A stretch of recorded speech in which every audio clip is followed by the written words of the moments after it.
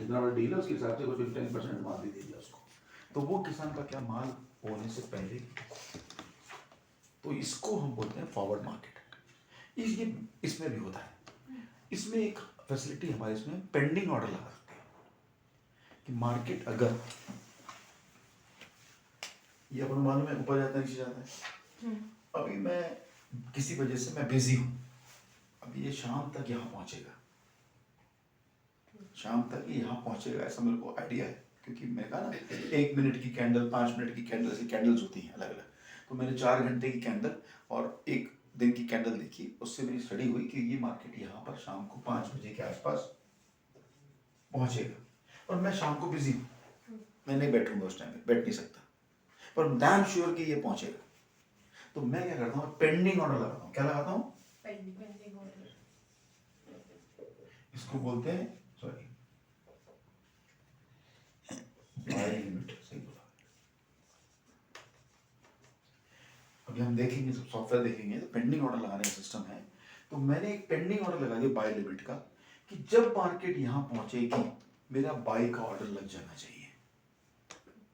मैं सामने नहीं रहूंगा, पर मैंने अभी लगा दिया, उसको छोड़ दिया और चला गया, सॉफ्टवेयर लैपटॉप बंद है, तो सर्वर पे ऑर्डर लग गया।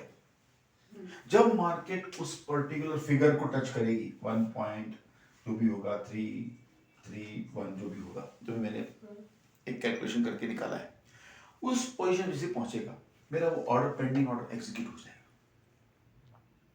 अब क्या होगा कि वो उस टाइम पे मैं था नहीं, एक फ्यूचर का मार्केट एक मैंने ट्रेड पहले लगा दिया, तो मैंने फॉरवर्ड मार्केट में एक अपना ऑर्डर लगा के रखा है, जो अभी नहीं है पर कई घंटे बाद वो होने वाला है, उसका ऑर्डर में लगा दिया। इसी प्रकार अगर मुझे मालूम है कि कुछ घंटे बाद ये बाई ऊपर पहुंचेगा, तो मैं यहाँ सेल लिमिट भी लगा सकता हूँ, पेंडिंग सेल लिमिट की, वहां पहुंचेगा मेरा सेल लिमिट ऑर्डर लग जाएगा। तो जब मैं 3 घंटे 4 घंटे बाद आऊंगा तो कहीं बीच में रहेगा, मैं उसके हिसाब से टेक प्रॉफिट या जो भी लगाना है, क्लोज करना है या टेक प्रॉफिट लगाया हुआ है, तो उसके हिसाब से मैं काम कर लूंगा। तो इससे फॉरवर्ड मार्केट पेंडिंग ऑर्डर में जब आने वाले 8 घंटे बाद, 6 घंटे बाद, 2 दिन बाद, 4 दिन, अच्छा पेंडिंग ऑर्डर हम कई दिनों का भी लगा सकते हैं, महीनों के बाद का भी लगा सकते हैं। इसमें सॉफ्टवेयर में तो फैसिलिटी है, और उस पेंडिंग ऑर्डर का एक्सपायरी भी लिख सकते हैं कि अगर वो शाम को 5 बजे तक नहीं हुआ तो 5:30 बजे वो ऑर्डर अपने आप ही कैंसिल। अगर मार्केट ये 1.331 तक नहीं पहुंचा, हमारा ऑर्डर एग्जीक्यूट नहीं हुआ, तो आधे घंटे बाद जो पेंडिंग ऑर्डर है वो अपने आप पे कैंसिल भी, मतलब इंप्लीमेंट नहीं होगा। मतलब मेरा कैलकुलेशन 5 बजे तक था, तो 5 बजे तक उसकी वैलिडिटी में 5:30 बजे तक रखी, आधा घंटा और लेट। तो 5:30 तक अगर मार्केट यहाँ नहीं पहुंचा, यहीं कहीं अटका हुआ है, तो दैट मीन्स मेरी कैलकुलेशन गलत है, या मार्केट में कोई बड़ा न्यूज आ गया है जिसकी वजह से मार्केट यहीं से वापस हो गया, यहाँ तक आया ही नहीं। तो फिर वो मार्केट वो पेंडिंग ऑर्डर का फायदा क्या? तो 5:30 बजे वो पेंडिंग ऑर्डर कैंसिल, लगेगा तो ठीक है, नहीं लगेगा तो कैंसिल हो जाएगा। तो वो इसकी एक्सपायरी भी हम डिसाइड कर सकते हैं। तो ऐसे ऑर्डर जो लगाते हैं इसको हम फॉरवर्ड मार्केट बोलते हैं। क्लियर? जो फ्यूचरिस्टिक को सोचकर दिमाग में रखकर हम कोई ऑर्डर लगाएं, जो अभी ऑर्डर हुआ नहीं है, अभी आम हुआ नहीं है पर हमने आम खरीद लिया, अभी चावल पैदा भी नहीं हुआ, अभी बोया है उसने सिर्फ, हमने चावल खरीद ली, अभी मार्केट में पहुंची भी नहीं, हमने ऑर्डर लगा दिया। ठीक है, इसको हम बोलते हैं फॉरवर्ड मार्केट।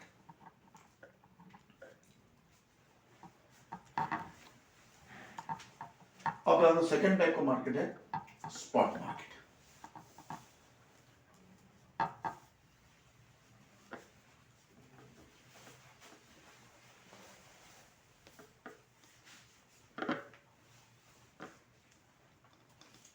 स्पॉट ठीक है, स्पॉट SPOT, मैंने स्टॉप लिखा है। स्टॉप लिखा है।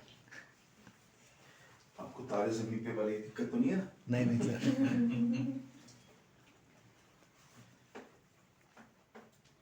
स्पॉट डिसलेक्सिया बोलते हैं उसको। नहीं, वो ऐसा जल्दी से पढ़ लिया तो पी थोड़ा आगे और वो थोड़ा आगे गया। तभी सर ने इसलिए बोला आपको तारा सर। देखा है मैंने वो भी, अच्छा है। अच्छा क्यों सॉरी। आमिर खान फिर परफेक्शनिस्ट वाली बात है, खूब स्टडी करी, खूब रिसर्च किया, उसको अपना। अब स्पॉट मार्केट क्या होता है? कि मार्केट मेरा अभी इस वक्त यहाँ पर है, तो इसी के हिसाब से डिसीजन लिया और ऑर्डर ले लिया, चाहे बाय करना था या सेल करना था। तो अभी जो मार्केट, जिससे मार्केट एग्जीक्यूशन उसको बोलते हैं, क्या बोलते हैं? Market execution. मतलब इस वक्त जो मार्केट चल रही है उसके हिसाब से बाय या सेल करना, उसे हम मार्केट एग्जीक्यूशन कहते हैं। मतलब अपने सॉफ्टवेयर के अंदर ये वर्ड यूज किया जाता है।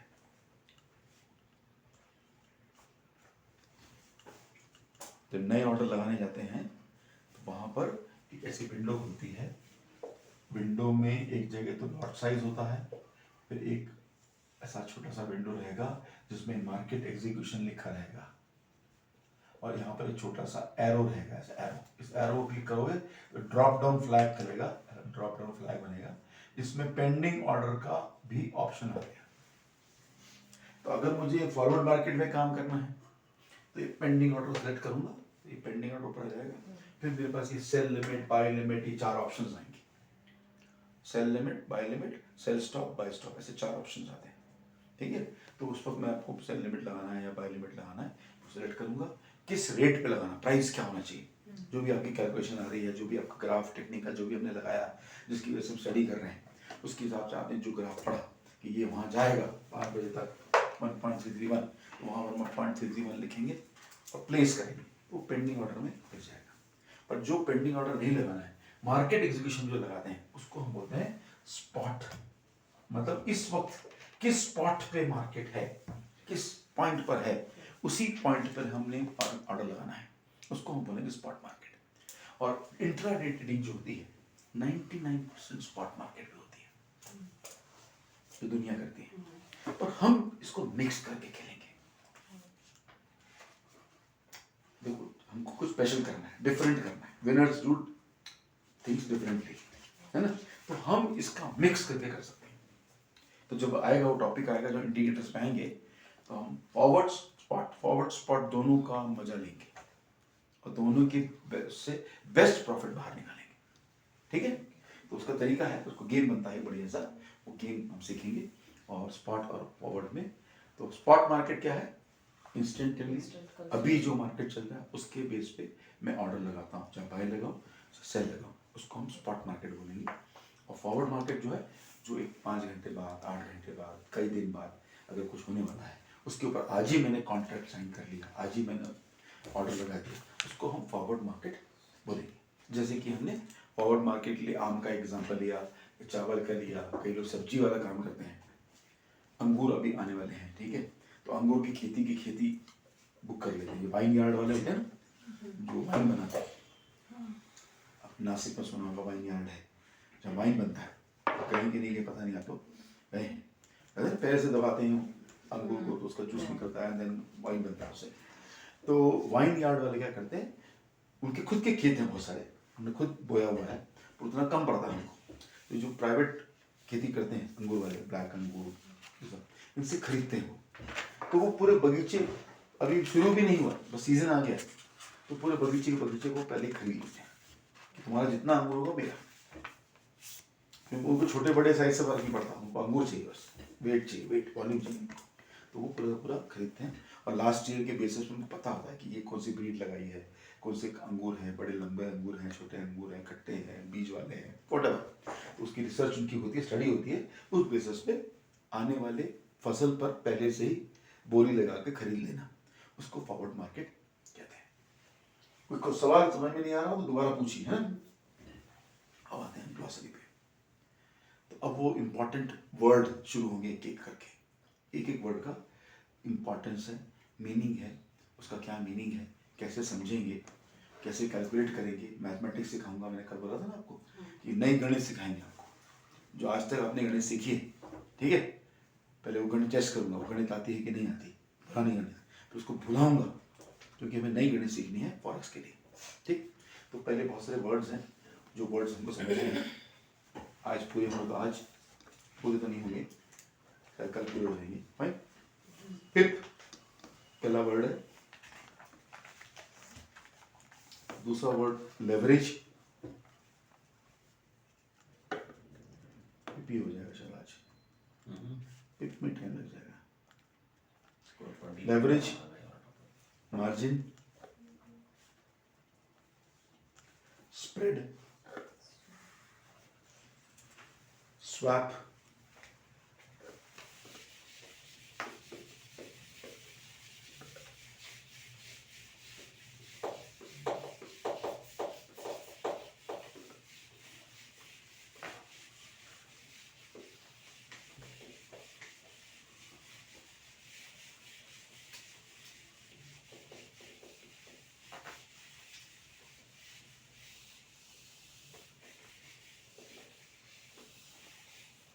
क्या वर्ड है, इक्विटी, बैलेंस, पेयर, पेयर में तो 3 वैरायटी के पेयर्स होते हैं, major currency pairs, cross currency pairs and others pairs. Others है लिखे, लिख लो। Major currency pairs, cross currency pairs और अदर पेयर्स।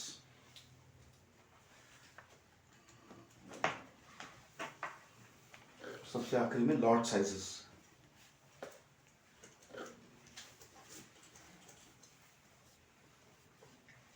एक एक करके शुरू करते हैं, ठीक है। सबसे इंपॉर्टेंट वर्ड है पिप। क्या है, ठीक है। अभी मैं उदाहरण देता हूं। आपका घर यहां से कितने दूर पड़ता है? 10-15 किलोमीटर है, 15 किलोमीटर। मैंने ये सवाल पूछा, उसका मतलब है, ठीक है। डिस्टेंस हम किस में नापते हैं? किलोमीटर में या मीटर में, ठीक है। वजन किस में नापते हैं? किलो, ग्राम्स, किलोग्राम, है ना। लिक्विड किस में नापते हैं? लीटर, लीटर में। मिलीलीटर। तो ये क्या हुआ, ये जो किलोमीटर है या ग्राम्स है या लीटर है, ये क्या है? मेजर है मेजरमेंट। मेजरमेंट। और क्या बोल सकते हैं? परिमाण बोलते हैं उसका हिंदी में। Very good. और it's a yardstick to measure liquid और वेट और डिस्टेंस, ठीक है।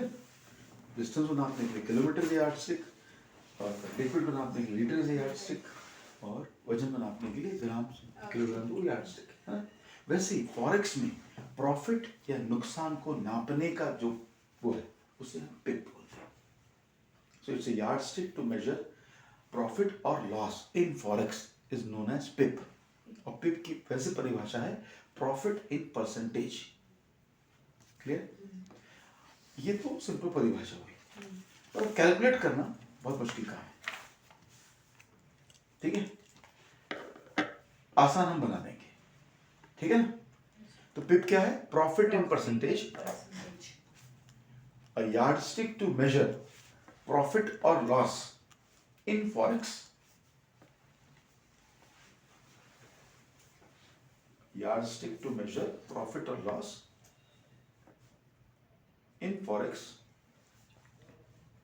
Is known as pip. और पिप का परिभाषा क्या है? Profit in percentage. PIP, पहला P से प्रॉफिट, I से इन, सेकंड थर्ड P से परसेंटेज, या प्रॉफिट इन पॉइंट्स भी बोल सकते हैं, ठीक है।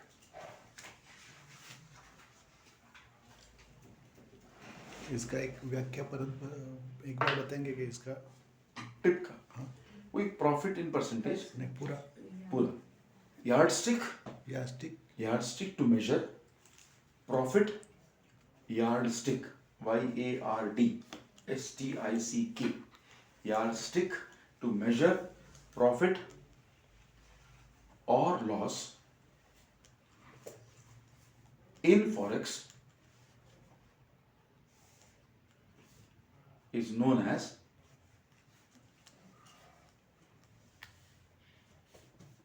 PIP।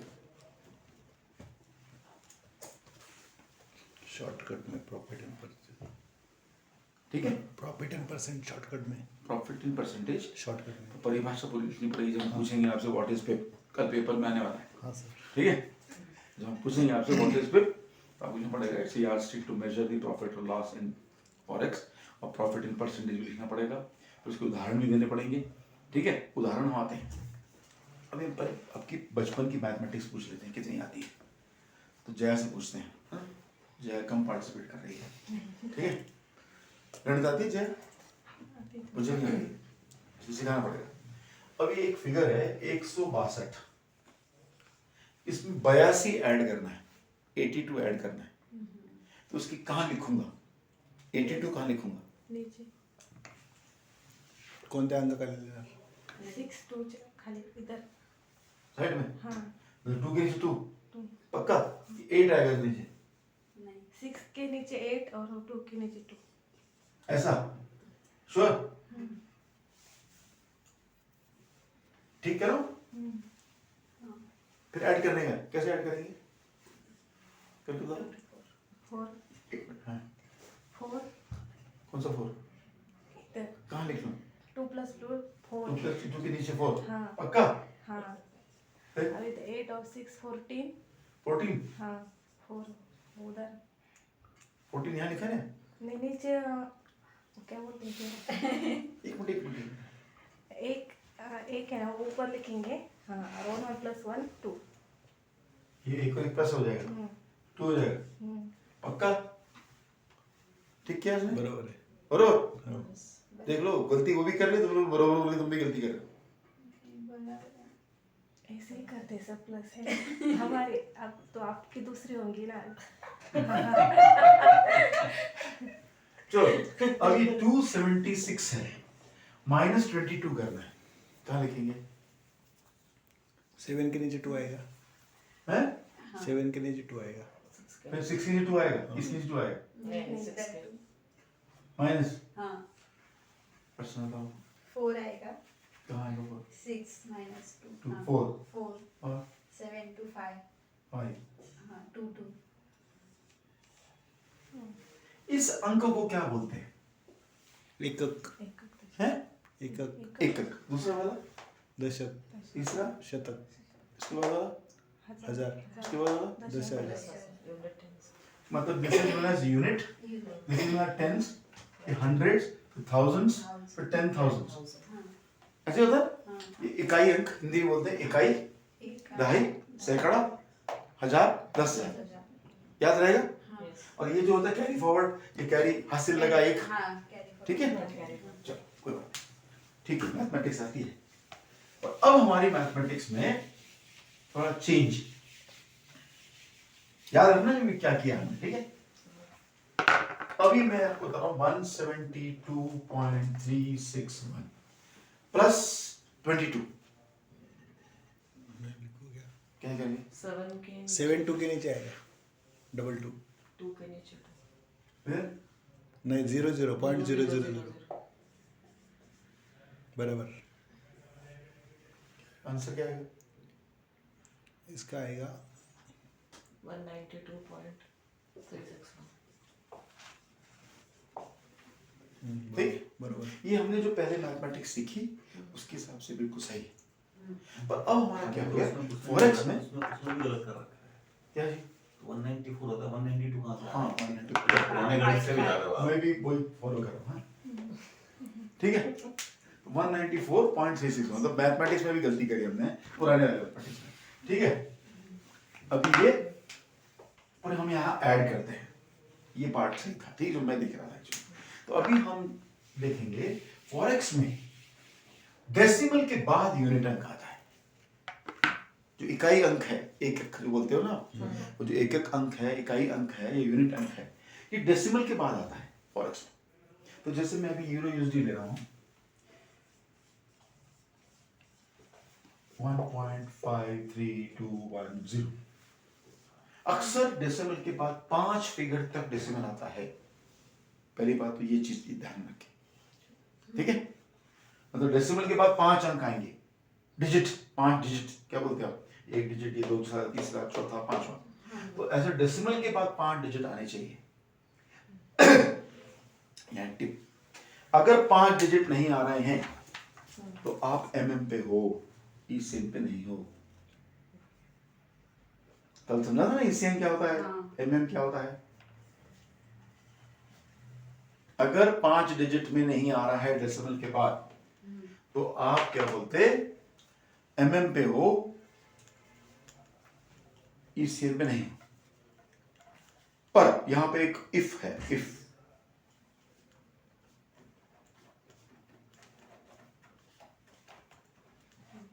एक इफ क्या है, कुछ सॉफ्टवेयर ब्रोकिंग हाउस में क्या करते हैं, नॉर्मली वो 4 अंक ही दिखाते हैं, 5वां अंक नहीं दिखाते, पर पहचानना हो कि वो ईसीएन है कि एमएम। तो जहां नए ऑर्डर लगते हैं, न्यू ऑर्डर लगता है, जहां पर एक ऊपर कॉलम होता है छोटा सा, जहां पे न्यू ऑर्डर लिखा होता है, क्या लिखा होता है, जैसे विंडो बना, क्लिक करो ना तो एक ऐसी खिड़की खुलती है, बड़ी सी, ऐसी बड़ी सी खिड़की खुलती है, आधा जो है टिक चार्ट होता है, क्या होता है, टिक टिक चार्ट, उसमें 2 अलग अलग ऐसे 2 लाइनें चलती रहती हैं, क्योंकि 2 करेंसी है ना, यूएसडी जेपीवाई, यूरो यूएसडी, तो एक यूरो की लाइन है, एक यूएसडी की लाइन है, वैसे 2 लाइन चलती है, उसमें 5 डिजिट तक जरूर होगा। नॉर्मल विंडो में 4 ही डिजिट दिखाई दे रहे होंगे, पर टिक चार्ट में 5 डिजिट जरूर दिखाई देगा। अगर टिक चार्ट में भी 5 डिजिट नहीं दिख रहा है तो वह पक्का एमएम पे हुआ। Are you getting point? कुछ लोग क्या करते हैं, विंडो को छोटा कर देते हैं, तो एक्सेल शीट में छोटा कर देते हैं तो आखिरी के डिजिट कट जाते हैं ना, तो वैसे जो वो सॉफ्टवेयर बनाते हैं, वो विंडो की जो विड्थ होती है उसको 4 डिजिट डिस्प्ले होने तक की विंडो बनाते हैं, तो 5वां डिजिट डिस्प्ले नहीं होता है, क्योंकि वो यूजुअली हम यूज नहीं करते हैं। बट ये पहचान है, ये इंडिकेटर है, जैसे कहते हैं लाइट जलती है राइट में, राइट जाने वाला है, लेफ्ट जलेगी तो लेफ्ट जाने वाला है, वैसे ये इंडिकेटर, अगर 5वां डिजिट नहीं दिख रहा है तो आप एमएम पे हो। पर इसे डिक्लेयर करने से पहले आप न्यू ऑर्डर का चार्ट खोलो, वहां टिक चार्ट होगा, टिक चार्ट में तो 5 डिजिट दिखने ही चाहिए, अगर वहां भी 5 डिजिट नहीं दिख रहा है फिर आप पक्का एमएम पर हो, आप ईसीएन पे नहीं हो। ये एक आपको टिप एमएम और ईसीएन की पहचान बताई मैंने आपको, ठीक है।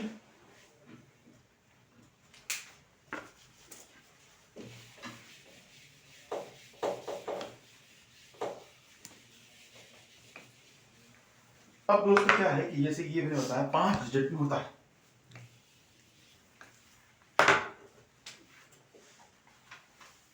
फाइव 3 2 1 3, 5 डिजिट बना दी मैं, ठीक है। अब पिप जो इकाई अंक है, अगर यूरो यूएसडी है या एयूडी सीयूडी है, ऐसा कुछ भी कर, उसमें 5 अंक में होगा। डेसिमल के बाद जो चौथा अंक है वो एक इकाई का अंक होगा, चौथा अंक मतलब ये पहला, दूसरा, तीसरा, चौथा, दिस इज यूनिट ऑफ पिप्स। तो ये यूनिट हुआ, तो ये टेंस हुआ, ये 100 हुआ, ये 1000 हुआ, 10,000 हुआ and so on. Is clear? अब मैं यहां पे आपको बोलता हूं फोन पर, आप मेरे को काम कर रहे हो, मैं आपको फोन बोलता हूं कि अर्चना 30 पिप का टेप ऑर्डर डालो, बाई का ऑर्डर है और 30 पिप का टेप ऑर्डर डालो,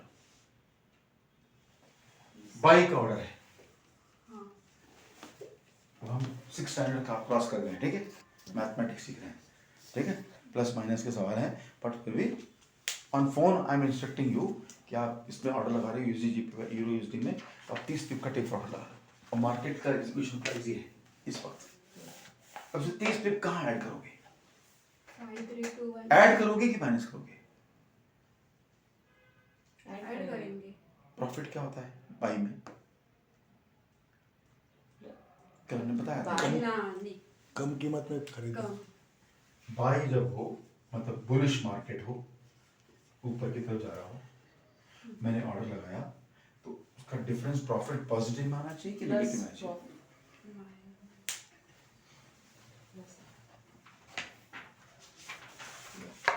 सिंपल सवाल है, उगली नहीं करिए, प्लस में सिंपल सवाल है, ऊपर जाएगा मार्केट तो प्लस में आएगा, प्लस में। तो हमें ऐड करना पड़ेगा।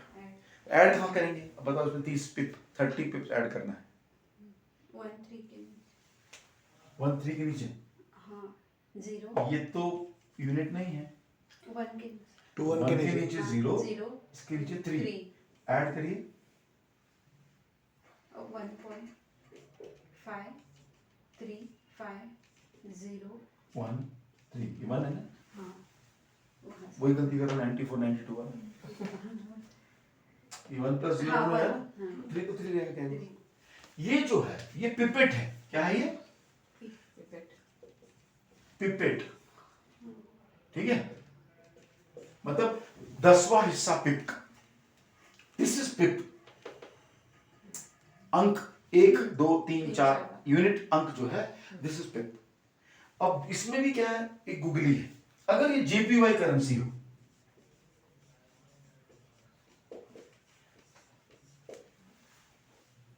अब डिजिट के बाद 3 ही अंक है, चौथा अंक मिसिंग है, 5वां भी नहीं है।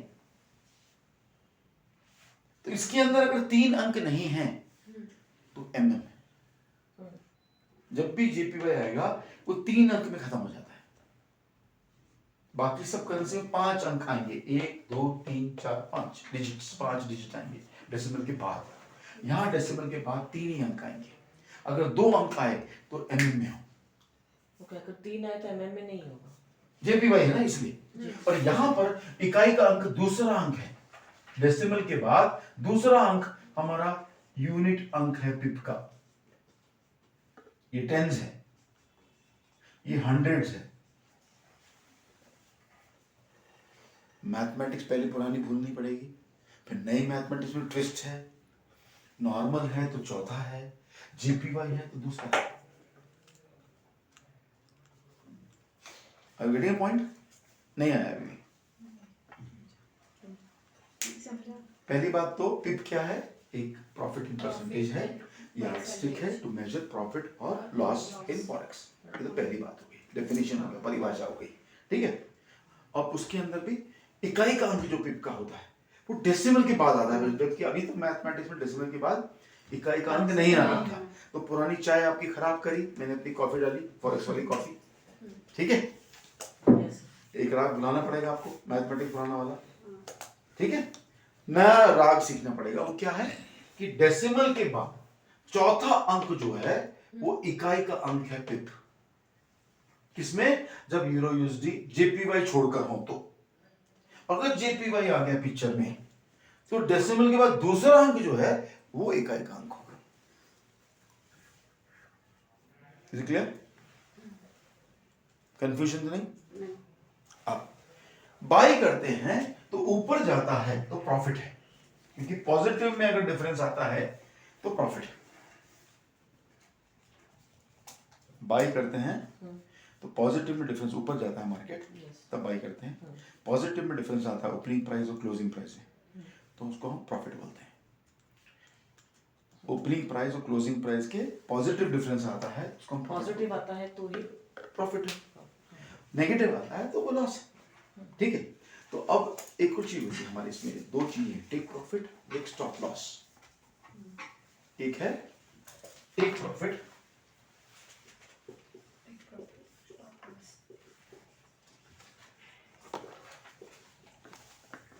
और एक है स्टॉप लॉस। जैसे कि नाम है, उसके नाम के अनुरूप परिभाषा है उसकी कि हमें कितना प्रॉफिट लेना है, उसके हिसाब से हम ऑर्डर लगाते वक्त ही पहले से डिसाइड कर सकते हैं कि मुझे 50 पिप का टेक प्रॉफिट चाहिए, मुझे 30 पिप का चाहिए, मुझे 20 पिप का चाहिए, ठीक है। तो वो हम उसमें ऑर्डर लगा के मार्क कर सकते हैं। तो जैसे मेरा ऑर्डर, अगर यहां पे मैंने ऑर्डर लगाया, ठीक है, बाई किया मैंने, 30 पिप ऊपर होगा क्योंकि बाई है तो टेक प्रॉफिट ऊपर लगेगा। तो मैं एक टेक प्रॉफिट जैसे उसमें लगाऊंगा तो एक नई लाइन आ जाएगी लाल रंग की। जो ऑर्डर लगाते हैं वो यूजुअली ग्रीन कलर की लाइन होती है, ये ग्रीन कलर की लाइन है, आपको दिखाऊंगा मैं। और जो टेक प्रॉफिट है वो लाल रंग की लाइन आती है। अब इसी प्रकार हमें प्रॉफिट इतना चाहिए, हमने बोल दिया, पर भाई मेरी सहने की, लॉस सहने की आदत नहीं है। मैं थोड़ा सा लॉस, क्योंकि रिस्क तो लेना पड़ता है, बिना रिस्क के तो कोई काम ही नहीं है, ठीक है। तो मैंने रिस्क कितना लेना है, तो वो इसको स्टॉप लॉस लगा दें कि मेरा लॉस स्टॉप हो जाए वहां पर, इससे ज्यादा मैं लॉस नहीं खा सकता। तो एक स्टॉप लॉस भी लगाते हैं, तो वो भी आप पहले से लगाते हैं। तो लॉस कब होगा बाई में, जब मार्केट से नीचे जाएगा, मेरी ऑर्डर से नीचे मार्केट जाएगा तो लॉस होगा ना, मैं नेगेटिव आएगा डिफरेंस, तो मैं उसमें यहाँ स्टॉप लॉस लगाता हूँ। तो वो भी हम पहले से फीड कर सकते हैं कि मैंने 20 पिप का स्टॉप लॉस लगाया। तो फिर जैसे 20 पी पाएंगे वो 30 पिप का मैंने टेक प्रॉफिट लगाया, टीपी। टेक प्रॉफिट का शॉर्ट फॉर्म क्या है, टीपी। और मैंने 20 पिप का नीचे की तरफ स्टॉप लॉस लगाया, एसएल, फाइन। तो 20 पिप क्या करूंगा मैं, इसमें माइनस करने पड़ेंगे मेरे को, 30 पिप मुझे ऐड करने पड़ेंगे। एक प्रॉफिट लगाने के लिए मुझे ऐड करना पड़ेगा, क्योंकि ऊपर लगाना है मेरे को, और नीचे लगाता हूं स्टॉप लॉस तो मुझे माइनस करने पड़ेंगे। तो टेक स्टॉप लॉस लगाऊंगा तो माइनस करके लगाऊंगा, और टेक प्रॉफिट लगाऊंगा प्लस करके लगाऊंगा। क्लियर? तो मैं यहां पर भी पहले लगा देता हूं, तो वो भी लाल रंग की लाइन आ जाती है, और वहां ये एसएल लिखा रहता है। क्या लिखा रहता है, और लाइन के ऊपर क्या लिखा रहता है, एसएल। ऊपर की लाइन पे क्या लिखा रहेगा, टेक प्रॉफिट टीपी। क्लियर है? अब मैं उल्टा लेता हूं, अब ये बाई का होकर सेल का ऑर्डर है मेरा, क्या लगाया मैंने, सेल का। तो सेल में मैंने कल बताया था कि अगर अपना डिफरेंस नेगेटिव में है तो प्रॉफिट है। ओपनिंग प्राइस और क्लोजिंग प्राइस में अगर डिफरेंस नेगेटिव में है तो वो प्रॉफिट है। देख लो नोट्स, रिफर कर लो। सर ने कल कुछ और पढ़ाया था, आज कुछ और पढ़ाया था, हैं? नहीं, कल का लिखा नहीं आपने, हैं? वो बाय का है तो प्लस, बाई का पॉजिटिव होगा तो प्रॉफिट है, प्रॉफिट है। सेल का नेगेटिव है तो प्रॉफिट है। हाँ। ठीक है? तो सेल में मार्केट जब नीचे जाती है, ऐसे मार्केट जाती है, तो हम यहाँ सेल लगाते हैं। तो मैंने सेल लगाया 1.53213। तो अगर मैं प्रॉफिट बुक करूंगा, बुक करना है तो मुझे नीचे लगाना पड़ेगा टेक प्रॉफिट। हाँ, तो जब टेक प्रॉफिट होता है इस फिगर में मुझे माइनस करना पड़ेगा 30 पिप। टेक प्रॉफिट नीचे लगता है और स्टॉप लॉस इसमें ऊपर लगता है, कि भाई चल मैं तो सेल सोच रहा हूँ, ये ऊपर चला गया तो मेरा लॉस हो रहा है, पर लॉस भी लिमिट तक होना चाहिए। बस बस बस बस, इससे ज्यादा लॉस मैं नहीं ले सकता। तो मैं टेक स्टॉप लॉस ऊपर लगाऊंगा और टेक प्रॉफिट नीचे लगाऊंगा। तो टेक प्रॉफिट नीचे लगाऊंगा मैं, तो इसमें से माइनस करने पड़ेंगे। अगर मैं फोन पे कहूंगा 30 पिप का टेक प्रॉफिट लगाओ, सेल ऑर्डर है, सेल ऑर्डर है बट तो माइनस करना है, बाय ऑर्डर है तो प्लस करना है, स्टॉप लॉस लगाना है सेल में तो प्लस करना है, बाय में स्टॉप लॉस लगाना है तो माइनस करना है। सर एक बार फिर से बताएंगे, सेल ऑर्डर पे क्या करना है?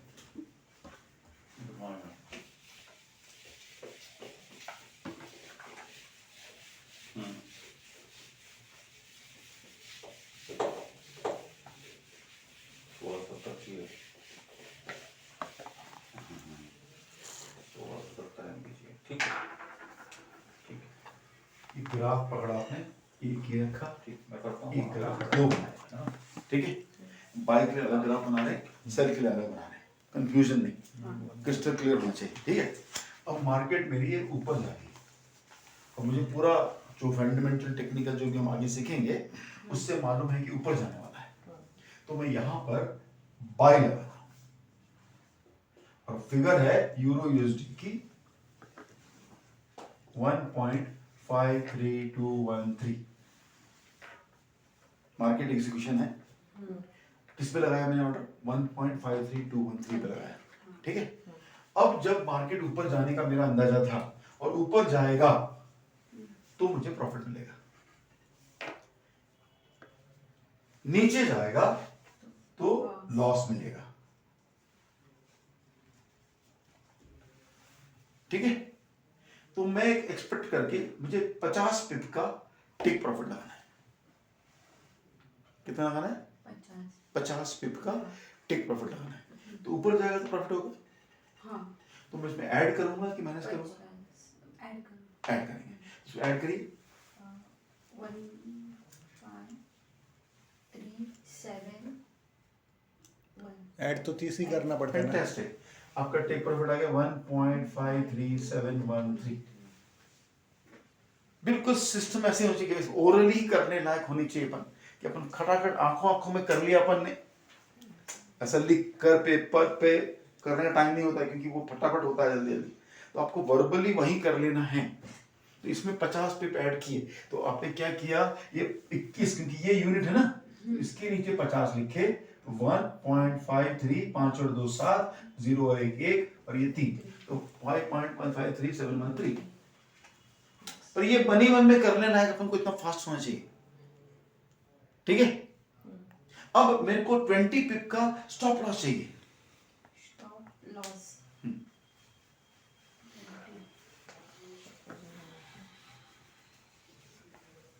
करो ओरल। 153013। फैंटास्टिक। इसमें 20 मैंने माइनस किए, 1.53, 2 में से 2 गया 0, 1 में से 0 गया 1 और 3, तो 1.53013 आ गया। जैसे कि आपने ओरली किया वैसा करने का प्रैक्टिस होना चाहिए, पर फिलहाल शुरू में अपन लिख के प्रैक्टिस करेंगे 2-4 सवाल, ठीक है। अब मैं 2-4 सवाल पूछता हूँ आपको। मार्केट प्राइस यही रहेगा, पर टीपी और स्टॉप लॉस चेंज होंगे मेरे बार बार। तो पहला एक मेरा सवाल है कि टीपी चाहिए मेरे को 60 पिप्स और स्टॉप लॉस चाहिए मुझे 30 पिप। दूसरा सवाल है मेरा, टीपी चाहिए मुझे 30 पिप और स्टॉप लॉस चाहिए 15 पिप। तीसरा सवाल, सब बाई के ऑर्डर है, सब बाई के ऑर्डर है। टीपी चाहिए मेरे को 40 पिप और स्टॉप लॉस चाहिए मुझे 20 पिप। अब बताओ बेटा, आंसर दो। वही अमाउंट है क्या? अमाउंट ये लो, अमाउंट सेम है, ठीक है, ठीक है। Market decision amount same.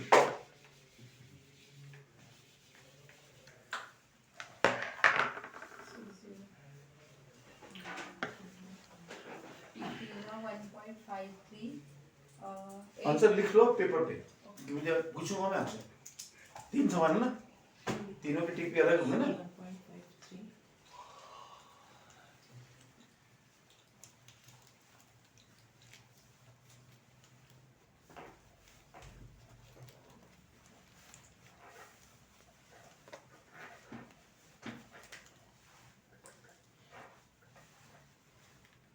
40 ना।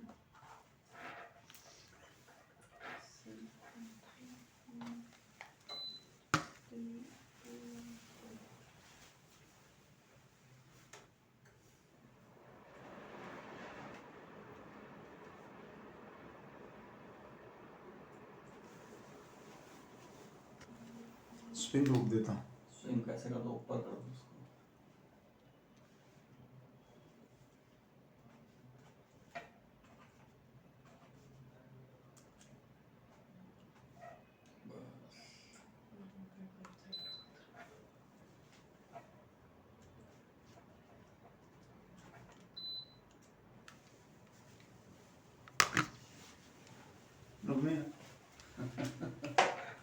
चलिए पहला करते हैं, टीपी 60 चाहिए, ठीक है।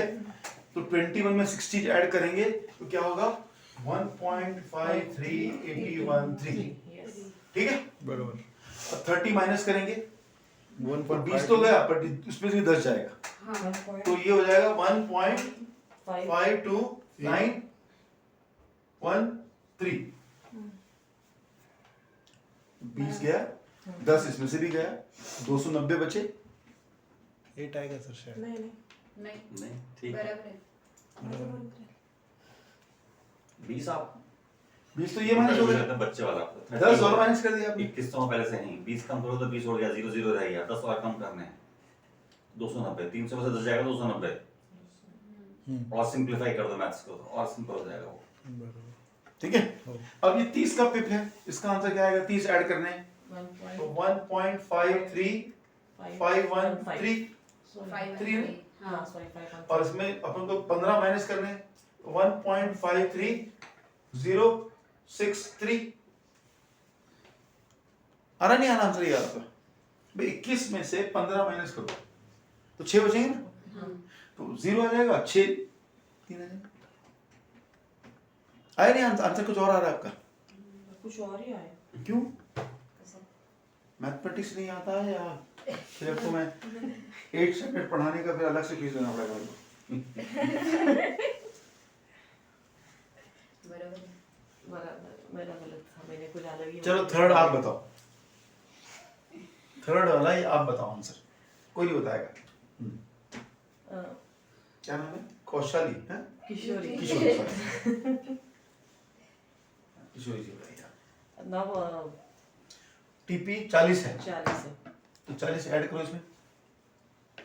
1.53613 ठीक है, वेरी गुड। स्टॉप लॉस बताओ, 20 माइनस कर ले।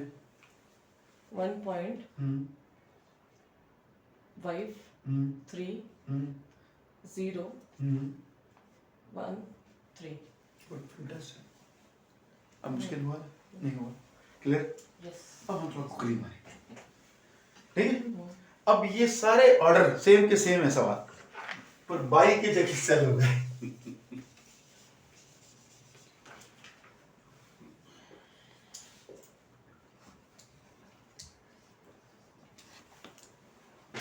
अब सेल में क्या करते हैं? एक प्रॉफिट कहाँ लगाते हैं? नीचे लगाते हैं, ऊपर लगाते हैं?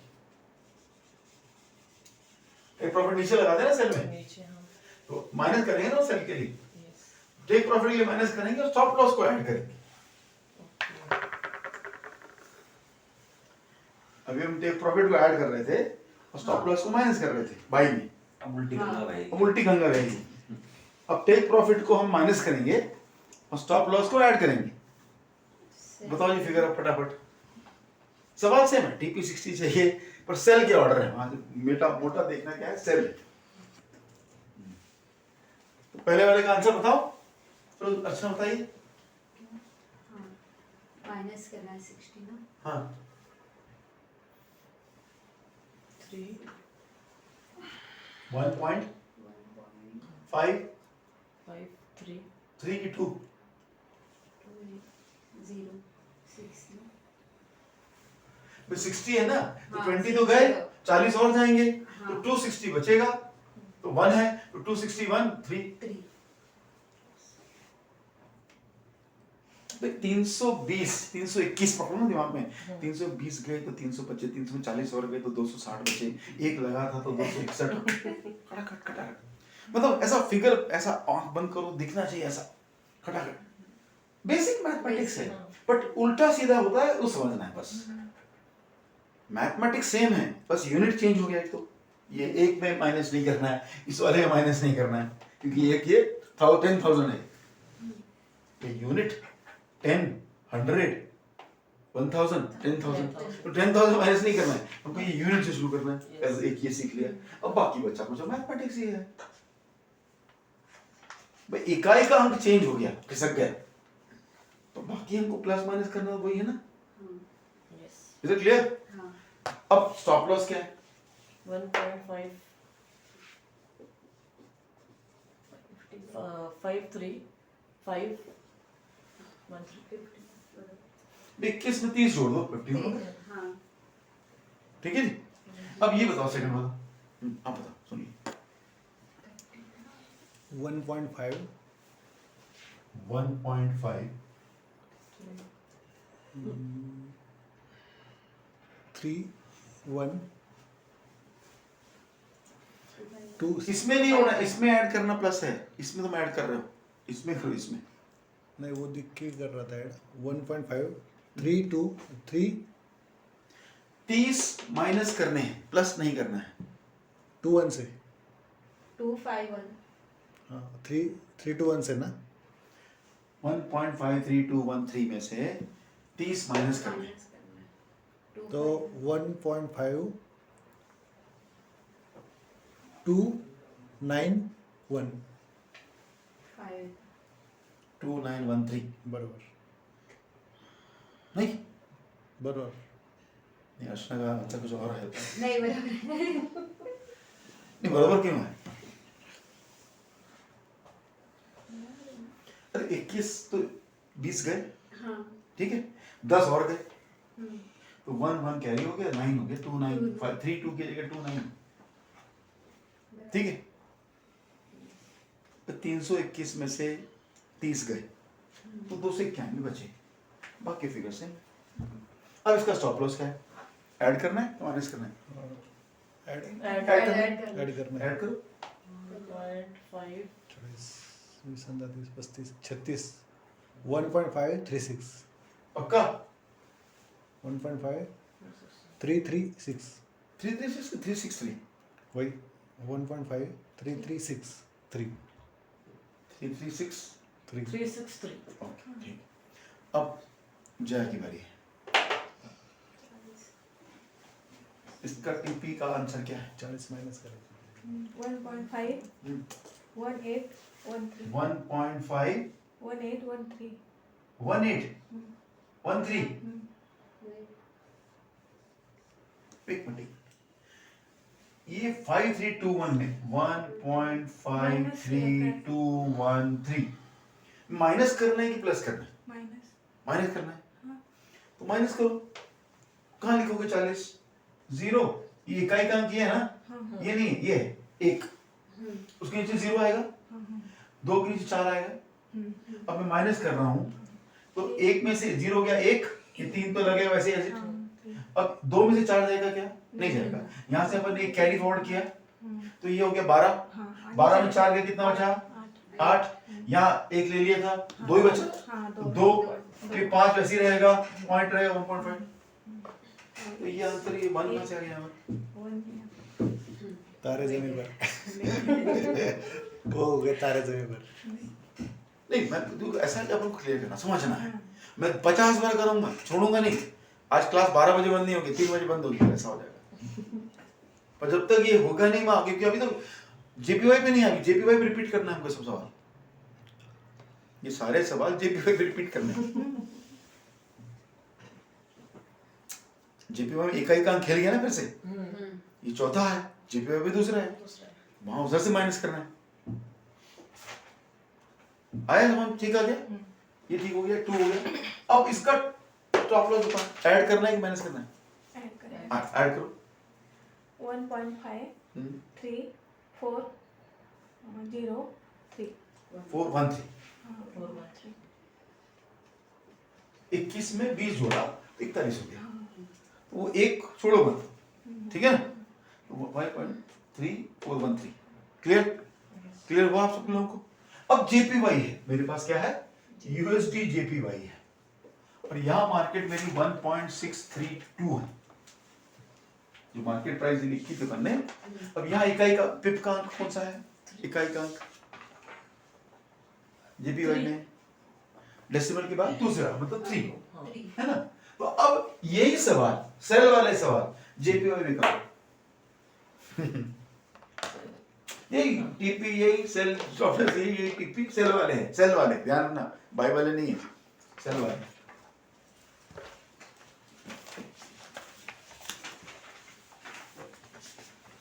और जेपीवाई के लिए कर रहे हैं हम।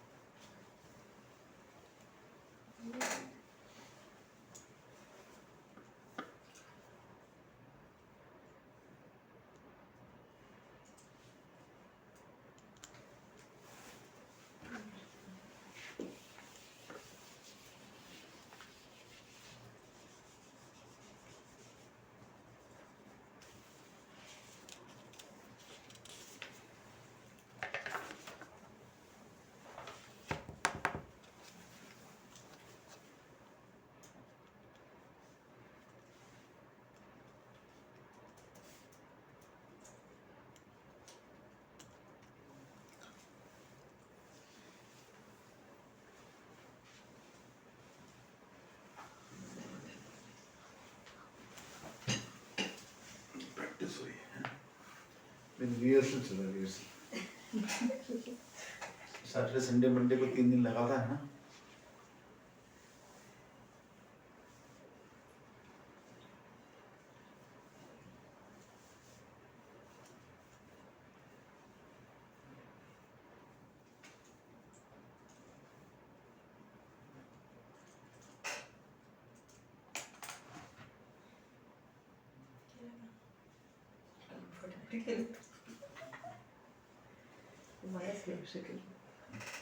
चलिए किशोरी जी आप बताइए, पहले वाले का आंसर बताइए जेपीवाई में।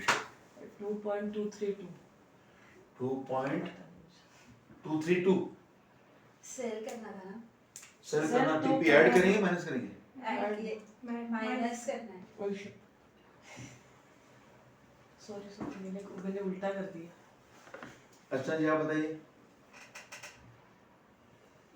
आपने भी ऐड किया हुआ है? नहीं माइनस किया मैंने. माइनस के कितना आया? टीपी कितना आया माइनस में पहले वाले सवाल का? एक मिनट.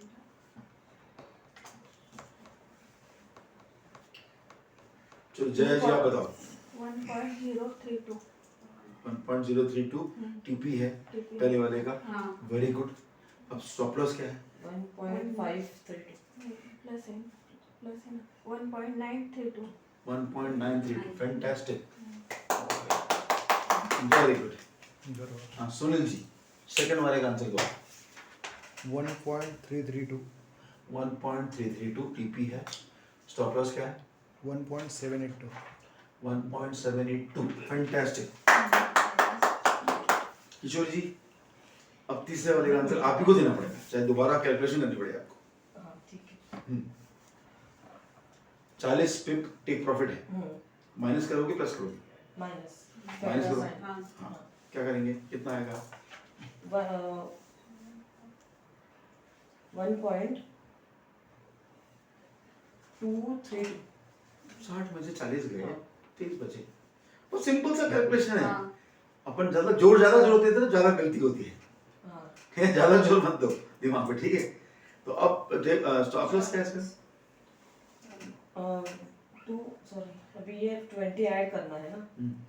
1.232. 432. सॉरी हाँ. हाँ वो क्या कर ऐड करना है. 632 है. 832. 632 है मार्केट प्राइस, तो 832 होगा ना. हाँ 832. तो आप 432 बोल रहे हो, वो 232 बोल रही है. नहीं वो दूसरा ही कंफ्यूजन हो गया. कंफ्यूज हो रहा है आप कहीं? Confuse नहीं हुआ सर. वो कंफ्यूज हो रहा है या आपको बहुत लाइटली ले रहा है? नहीं सर, लाइट ये तो कैसा है? ये तो उत्तर क्या है? कंफ्यूज हो गए. मैथ्स एक्चुअली क्या कंफ्यूजन में आ रहा है मतलब. क्या है? इसको थोड़ा सिंक करो दिमाग में कि एकदम अच्छा सिंपल बहुत नहीं होना. जरूरी है. मैं क्यों इतना टाइम दे रहा हूँ इसके लिए, आपको लग रहा होगा सर क्यों कहाँ टाइम दे रहे हैं. और फ्यूचर में आपको यही तो बात करनी है दिन भर रात भर. 50 पे लो 25 पे छोड़, 25 लो 15 छोड़, मतलब 100 प्लस लो 50 लो, पिप लो 50 पिप कमाए, 100 पिप कमाए, 100 पिप गए 20 पिप कमाए, पिप पिप पिप पिप पिप पिप रात दिन पिप. बराबर. तो उसको हम लोग फॉरेस्ट की जगह पिपोलॉजी भी बोल सकते हैं. A study of pips is known as pipology, and forex is nothing else but a pips. Day in and day out, we have to talk about only pips. आप एक जरूर फोन करोगे, कितने पिप बनाए तूने? आज 100 पिप निकाले मैंने. अरे मेरे बीच में लॉस हो गया आज. तो आप बात कम कहाँ करोगे? पिप में ही बात करने वाले आ गए.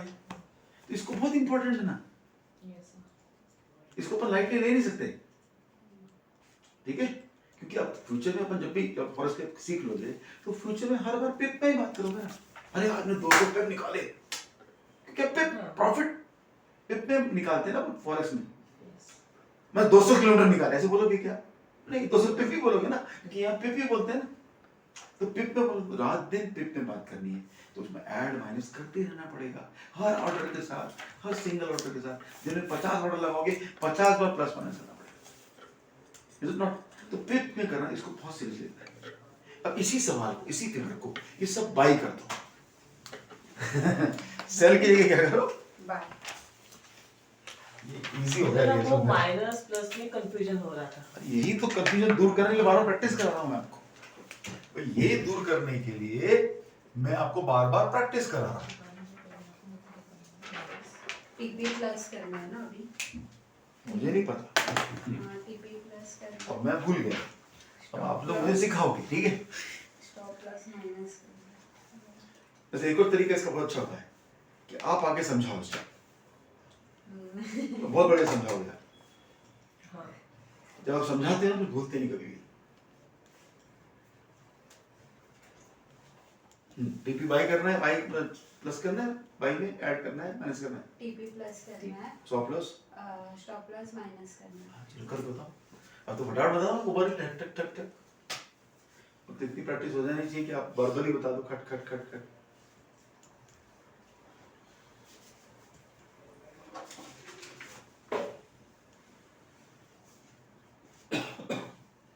अब पहले जो आप किशोरी कर रहे थे वो सही कर रहे थे, जो गलती करी थी आप, अब वो करो.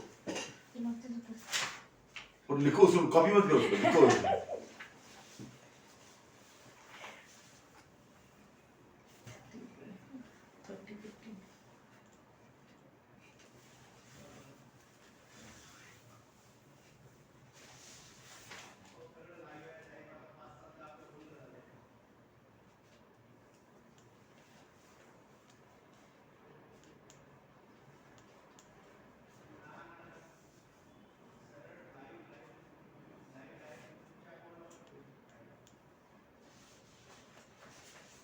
आज आपको होमवर्क भी देंगे, ठीक है जी। आप दोनों तो होटल में रुके हुए ना, क्या करते हो दिन भर आप जाने के बाद? इधर से जाने डॉक्टर के के साथ बाद अंकल फिर रात में इसके एक बार बच्चे रिवाइज आते हैं, करते हैं। हैं? इसको दो बच्चे वो आते हैं, अच्छा। ये मेरी भाभी हाँ। भाई की वाइफ, हाँ? इसके दो बच्चे आते हैं, फिर वो आफ्टरनून में चले जाते हैं, उसके बाद हम लोग खाना खाते हैं, शाम को स्टडी कर यूट्यूब पे।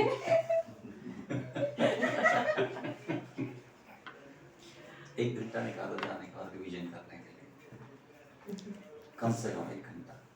कितने बड़े हैं बच्चे आपके? एक 3.5 साल का है, एक छोटी तो 1 साल के जस्ट हुई है दिसंबर को।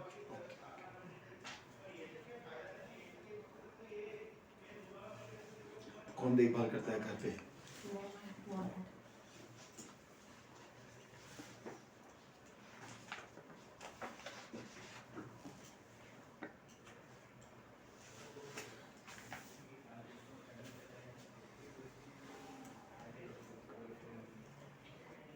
वो सेल लेके भाई है सर, ये हम्म, सेल है ना ये। भाई भाई लिखा है बगल में भाई। भाई में टीपी प्लस करते हैं और स्टॉप लॉस माइनस करते हैं। बरोबर। पहला आंसर बताओ सुनील जी, पहले वाले का आंसर बताओ। 2.232। 2.232 करेक्ट, ठीक है। स्टॉप लॉस का है 1.332। 1.332 वेरी गुड वेरी गुड। हाँ क्या जया, तारा याद आता है जया की जगह। जया बोली। दूसरा क्या टीपी है 1.932। 1.932 वेरी गुड। स्टॉप लॉस हाँ,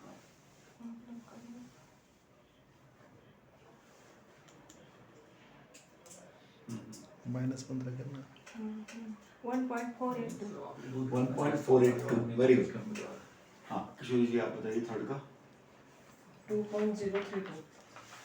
2.032 032 ये बोल रही हो, का मतलब ही नहीं बनता कि और स्टॉप लॉस 1.832।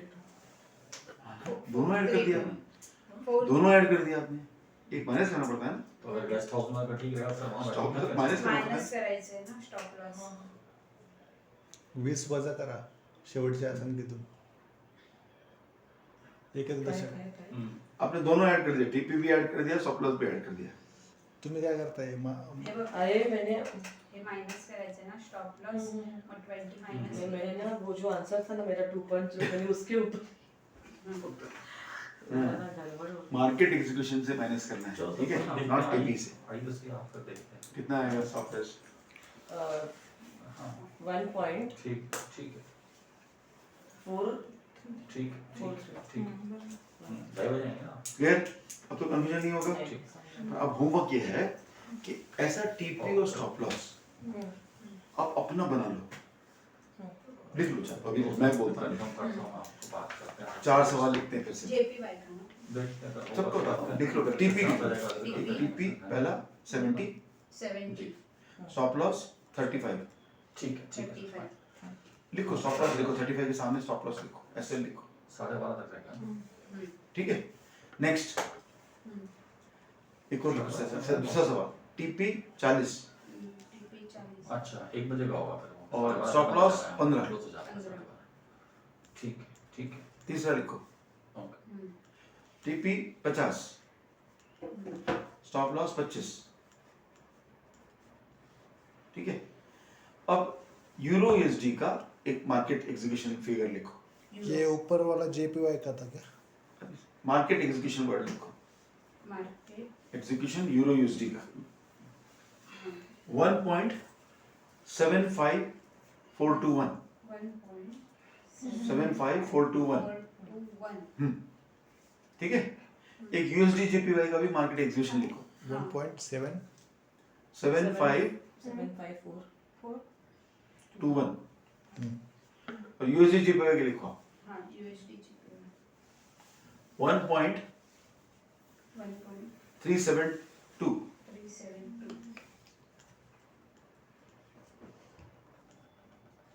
अब ये 3 सवाल लिखे ना, इसको यूएसडी में बाई के साथ फिर सेल के साथ, जेपीवाई के साथ भी बाई के साथ और सेल के साथ ये निकाल के लाना चाहिए। मतलब 12 सवाल हो गए आपके, यूरो था ठीक है जी। यूएसडी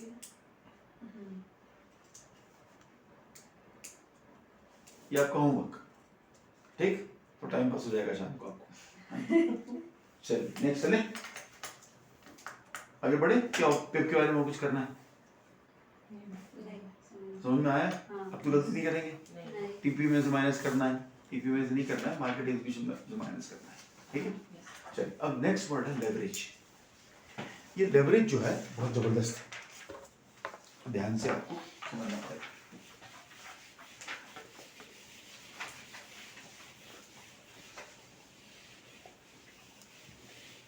पहले हम शेयर मार्केट का लेंगे, स्टॉक मार्केट का लेंगे, उसके बाद हम फॉरेक्स मार्केट में आएंगे, ठीक है। स्टॉक मार्केट और तो शेयर मार्केट, अब ये फॉरेक्स मार्केट, ठीक है। क्या होता है जब आप डीमैट अकाउंट खोलते हो शेयर मार्केट के लिए, तो आप जो पैसा लगाते हो वो मान लीजिए 1 लाख रुपए लगाया आपने। तो ब्रोकिंग हाउस वाला क्या होता है, ब्रोकिंग हाउस का क्या मतलब होता है कि ये प्लेटफॉर्म बना के देता है, सॉफ्टवेयर बना के देता है, लिक्विडिटी प्रोवाइडर खड़ा करके देता है, ठीक है। तो उसका फायदा कब है, जितनी बार आप ऑर्डर लगाओगे, चाहे बाय लगाओ चाहे सेल लगाओ, उसको ब्रोकरेज मिलती है। क्या मिलता है उसको? ब्रोकरेज, जो उसकी फीस है, ब्रोकरेज फीस बोलो, ब्रोकर फीस बोले, ब्रोकरेज बोलो, ठीक है। उसका प्रॉफिट ही वो है। तो वो क्या चाहता है, मैक्सिमम नंबर ऑफ लोग मेरे पास आए और मैक्सिमम नंबर ऑफ ऑर्डर लगाए, यही उसका मकसद है। अब 1 लाख रुपए आपने फंड खोला, तो आप कितने ऑर्डर लगाएंगे दिन में? कुछ मार्जिन छोड़ना भी पड़ेगा, कुछ मार्जिन छोड़ना पड़ेगा। सुनो एग्जांपल लेते हैं, अपने 4 ऑर्डर लगाएंगे दिन के, तो 4 बार उसको प्रॉफिट होगा। चाहे बाय लगाओ चाहे सेल लगाओ, उसको 4 बार ब्रोकरेज मिलेगी। अब वो कहता 4 बार मिलेगी, अब आदमी बड़ी मुश्किल में आया है, तो इसी आदमी से ज्यादा काम कराते हैं ना, तो इसको उधार देते हैं। तो 4 लाख रुपए उधार देता है। कितना उधार देता है? 1 लाख के सामने 4 गुना, 4 टाइम्स उधार देता है। कि 1 लाख में 5 ऑर्डर लगाओगे या 4 लगाओगे, अब 5 लाख में फिर 20 ऑर्डर लगाओगे ना। कस्टमर मुश्किल से आता है शेयर करने के लिए, खेलने के लिए। अब एक कस्टमर आया है सुनील, उसने 1 लाख लगाया, तो 4 ऑर्डर लगाएगा दिन में 1 लाख के ऊपर, तो उसको मैं 4 लाख उधार दूंगा, उसमें 5 लाख हो जाएंगे। तो 5 × 4 20 ऑर्डर लगाएगा वो दिन में, तो 20 बार मैं इससे ब्रोकरेज कराऊंगा। ये उसकी लालच है, किसकी? ब्रोकरेज की। पर हमें इसका फायदा है कि नुकसान, ये देखते हैं।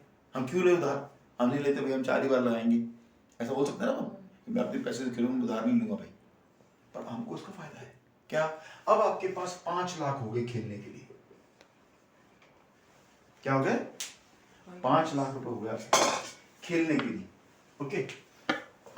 तो आप 5 लाख का एक ऑर्डर लगाते हो और आपको मान लीजिए 5,000 रुपए का फायदा हो जाता है, ठीक। तो 5 लाख में 5,000 रुपए कितने परसेंटेज हुआ? 10%। मेरी गणित खराब है, मेरी इससे ज्यादा खराब है। 1 लाख का 1% कितना हुआ? तो 5 लाख का 5,000 कितना हुआ? 5%। 1%। 1% बराबर। 1,000 1 लाख का 1% हुआ, तो 5,000 5 लाख का भी 1 ही परसेंट हुआ, 10% नहीं हुआ, ठीक है। तो ये 1% का फायदा हुआ आपको, कितने का हुआ? पर मेरा पैसा कितना था? 1 लाख। मेरा तो 1 ही लाख था ना, तो ये प्रॉफिट एक्चुअली तो मेरे ऊपर हुआ ना। तो 1 लाख में 5,000 का प्रॉफिट कितना परसेंटेज हुआ? 5। Very true. ये 4 लाख ने मेरा क्या किया? मेरा प्रॉफिट बढ़ा दिया 4,500 रुपये एक्स्ट्रा मिले। मतलब मुझे 1% मिलता, मुझे 5% मिले इस 4 लाख की वजह से। तो अब मेरा इक्विटी, इसको हम इक्विटी बोलते हैं, मेरा पैसा जो होता है उसको हम इक्विटी या प्रिंसिपल अमाउंट बोलते हैं। तो मेरा इक्विटी अभी 5,000 में कितना हो गया, 1.05 हो गया। अब 4 गुना मुझे ये उधार देता है, तो इसका 4 गुना कितना हुआ,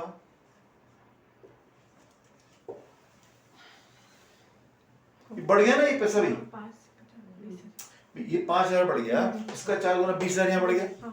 तो अब मेरा लिवरेज कितना, इसको लेवरेज बोलते हैं टेक्निकल भाषा में। इस उधार को हम लोग क्रेडिट फैसिलिटी या क्रेडिट लाइन या लेवरेज वर्ड यूज करते हैं, ठीक है। तो ये 4 लाख लेवरेज एक्चुअली उधार मिला है, वो क्रेडिट फैसिलिटी मिली है, उसकी वजह से मेरा प्रॉफिट 1% की जगह 5% हो गया। अब मैंने ये पूरा जो पैसा था 4 + 1 5,25,000 हो गया मेरे पास अब खेलने के लिए, ठीक है, बढ़ गया ना ये। तो मेरे पास ये 5 लाख का 5,25 हो गया, जबकि प्रॉफिट सिर्फ 5,000 हुआ, पर ये 20,000 ये मेरे को लेवरेज एक्स्ट्रा कर दिया, 4 गुना देता है वो।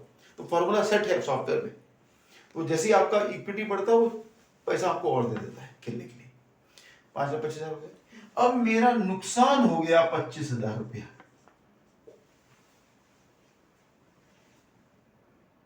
अब 5.25 लाख में 25,000 नुकसान हो गया, तो ऑलमोस्ट मेरा 5.25% मेरा नुकसान हो गया। 4.9 समथिंग आएगा, 5% के लगभग आएगा, ठीक है। तो 4.9% नुकसान हो गया 105 के हिसाब से। पर मेरा पैसा कितना था, 1,05,000। तो 1,05,000 के हिसाब से कितना नुकसान हुआ, ये लॉस है, माइनस है।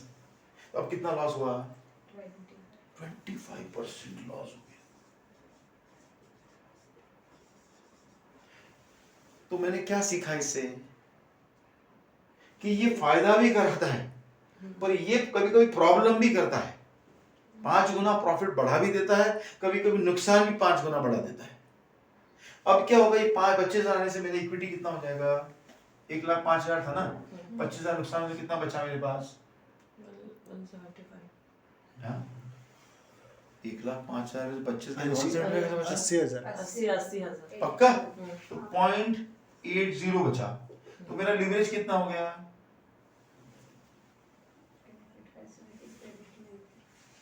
4 लाख 320 380 320 8 चौक 4 गुना मिलता है ना, तो 8 4 जा 320। तो मेरा ये लिवरेज 420 से 320 हो गया। ये नुकसान होते ही ये वापस भी ले लेता है अपना उधार, वापस कर, तू लायक नहीं है, चल। अब एक चीज आपने सुनी होगी केमिस्ट्री में, केमिस्ट्री पढ़ी याद है थोड़ी सी, कैटलिस्ट बोलते थे, कैटलिस्ट वर्ड यूज होता है। कैटलिस्ट नहीं पता।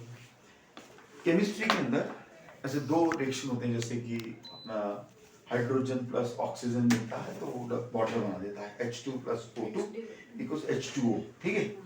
तो ये बनाने के लिए कभी कभी नए उसका केमिकल का यूज करते हैं, जो उसमें ऐड किया जाता है उस रिएक्शन के होते वक्त, जैसे जिंक ऐड कर दिया या मैग्नीशियम ऐड कर दिया या कैल्शियम ऐड कर दिया। तो जो तीसरा हम लोग यूज करते थे उसको हम कैटलिस्ट बोलते हैं। वो कैटलिस्ट ऐसा होता है जिसकी मौजूदगी में आपका रिएक्शन फास्ट हो जाता है या स्लो हो जाता है। तो ज्यादातर फास्ट होने के लिए अपन ऐड करते हैं, पर वो रिएक्शन में पार्टिसिपेट नहीं करता है, रिएक्शन में पार्टिसिपेट नहीं करता है, पर उसकी मौजूदगी में रिएक्शन अपने आप फास्ट हो जाती है, उसको हम कैटलिस्ट बोलते हैं। तो ये जो लेवरेज है ये भी कैटलिस्ट का काम करता है, जिसकी मौजूदगी में आपका प्रॉफिट बढ़ जाता है, पर ये हिस्सा नहीं लेता है नुकसान में। अगर नुकसान होगा तो ये कम होता जाएगा, जैसे 420 था, नुकसान हुआ, फट से इसका 1 लाख कम कर लिया, और नुकसान हुआ इसे 1 लाख और कम कर लेना है, और नुकसान हुआ और कम कर लेना है, ये 0 हुआ, ये भी 0 हो जाएगा, मतलब अपने उधार को वापस ले जाएगा। उसका उधार नहीं डूबेगा, कभी डूबेगा तो आप ही का प्रिंसिपल डूबेगा, कमाएंगे भी तो आप ही का प्रिंसिपल कमाएंगे। ये अपने आप ये नहीं पड़ता है, ये 5,000 बनाए तो ये 4,05,000 नहीं हुए, ये 1,05,000 हुआ, पर इसके 4 गुना मिलता करके ये उधारी बढ़ गई, उसने और उधार दी थी आपको, आपका मार्जिन मनी बढ़ गया, आपका प्रिंसिपल इक्विटी बढ़ गया, तो उसका 4 गुना कर दिया। यहाँ नुकसान हुआ तो इसमें नुकसान नहीं हुआ, नुकसान इसमें हुआ, पर इक्विटी कम हो तो उसका 4 गुना मिलेगा, बाकी से निकाल लिया। तो ये कैटलिस्ट की तरह काम करता है, ठीक है। अब जैसे हम लोग अक्सर ध्यान देते हैं, घर की एग्जांपल लेते हैं, भाई बहन लड़ रहे हो आप, ठीक है, कुछ बात हो गई और आर्गुमेंट हो रहा है, झगड़ा हो रहा है आपका, अचानक पिताजी के खड़े हो गए, तो क्या होगा, लड़ाई बंद हो जाएगी, बढ़ जाएगी, कम हो जाती है। कम हो जाती, पिताजी आ गए, तो वो कैटलिस्ट का काम किया पिताजी ने कुछ बोला क्या, लड़ाई बंद करो या कौन सही, कुछ नहीं हो, तो आए खड़े हुए सिर्फ और आप बंद हो गए। तो पिताजी का रोल क्या हुआ वहां पर, कैटलिस्ट का रोल हो गया, ठीक है। और कभी कभी अगर कोई फेवर में है, पिताजी बेटे के फेवर में है, तो फिर बेटा लड़ाई ज्यादा तेज कर देता है, बेटा आपने देखा, क्योंकि सपोर्ट हो गई ना फादर की, या सिस्टर को सपोर्ट होगी, फादर आ गए, अब पापा तो मेरी तरह बोलेंगे, भैया को देख लेती हूँ, आड़े हाथ लेती हूँ, तो कैटलिस्ट का रोल अदा कर दिया कि वहां तेज भी हो सकता है रिएक्शन, ठीक है ना। तो वो चीज डिपेंड करता है, ऐसे ही हमारा ये लेवरेज काम करता है, पर ये लेवरेज मिलता है 4 गुना, किसमें, स्टॉक मार्केट में। अभी मैं 1 लाख रुपए लगाता हूँ फॉरेक्स में, इंडियन रुपीज लगाए मैंने 1 लाख रुपए, कन्वर्ट करो पहले तो डॉलर में कितने डॉलर हुए, 75 रुपए के हिसाब से 133 होते हैं 1000 के। 1300 होंगे ना भाई, हाँ, 133 डॉलर 1000 रुपये के लिए। 133 डॉलर, हाँ, 1330 डॉलर हो गया, ठीक है, हाँ आपके 1 लाख में, ठीक है। फाइन, हाँ सर, जीरो बढ़ा दिया ना मैंने, बराबर। कि 2 जीरो बढ़ा पड़ेंगे, 1000 रुपये में 133 डॉलर, बराबर है ना तो सर। 1 लाख में कितने हुए, तो 10,000 में 330 हो गए, 10,000 में 330 हुए, और 1 लाख में 3,330। नहीं, गलत है, कैलकुलेटर करा ना।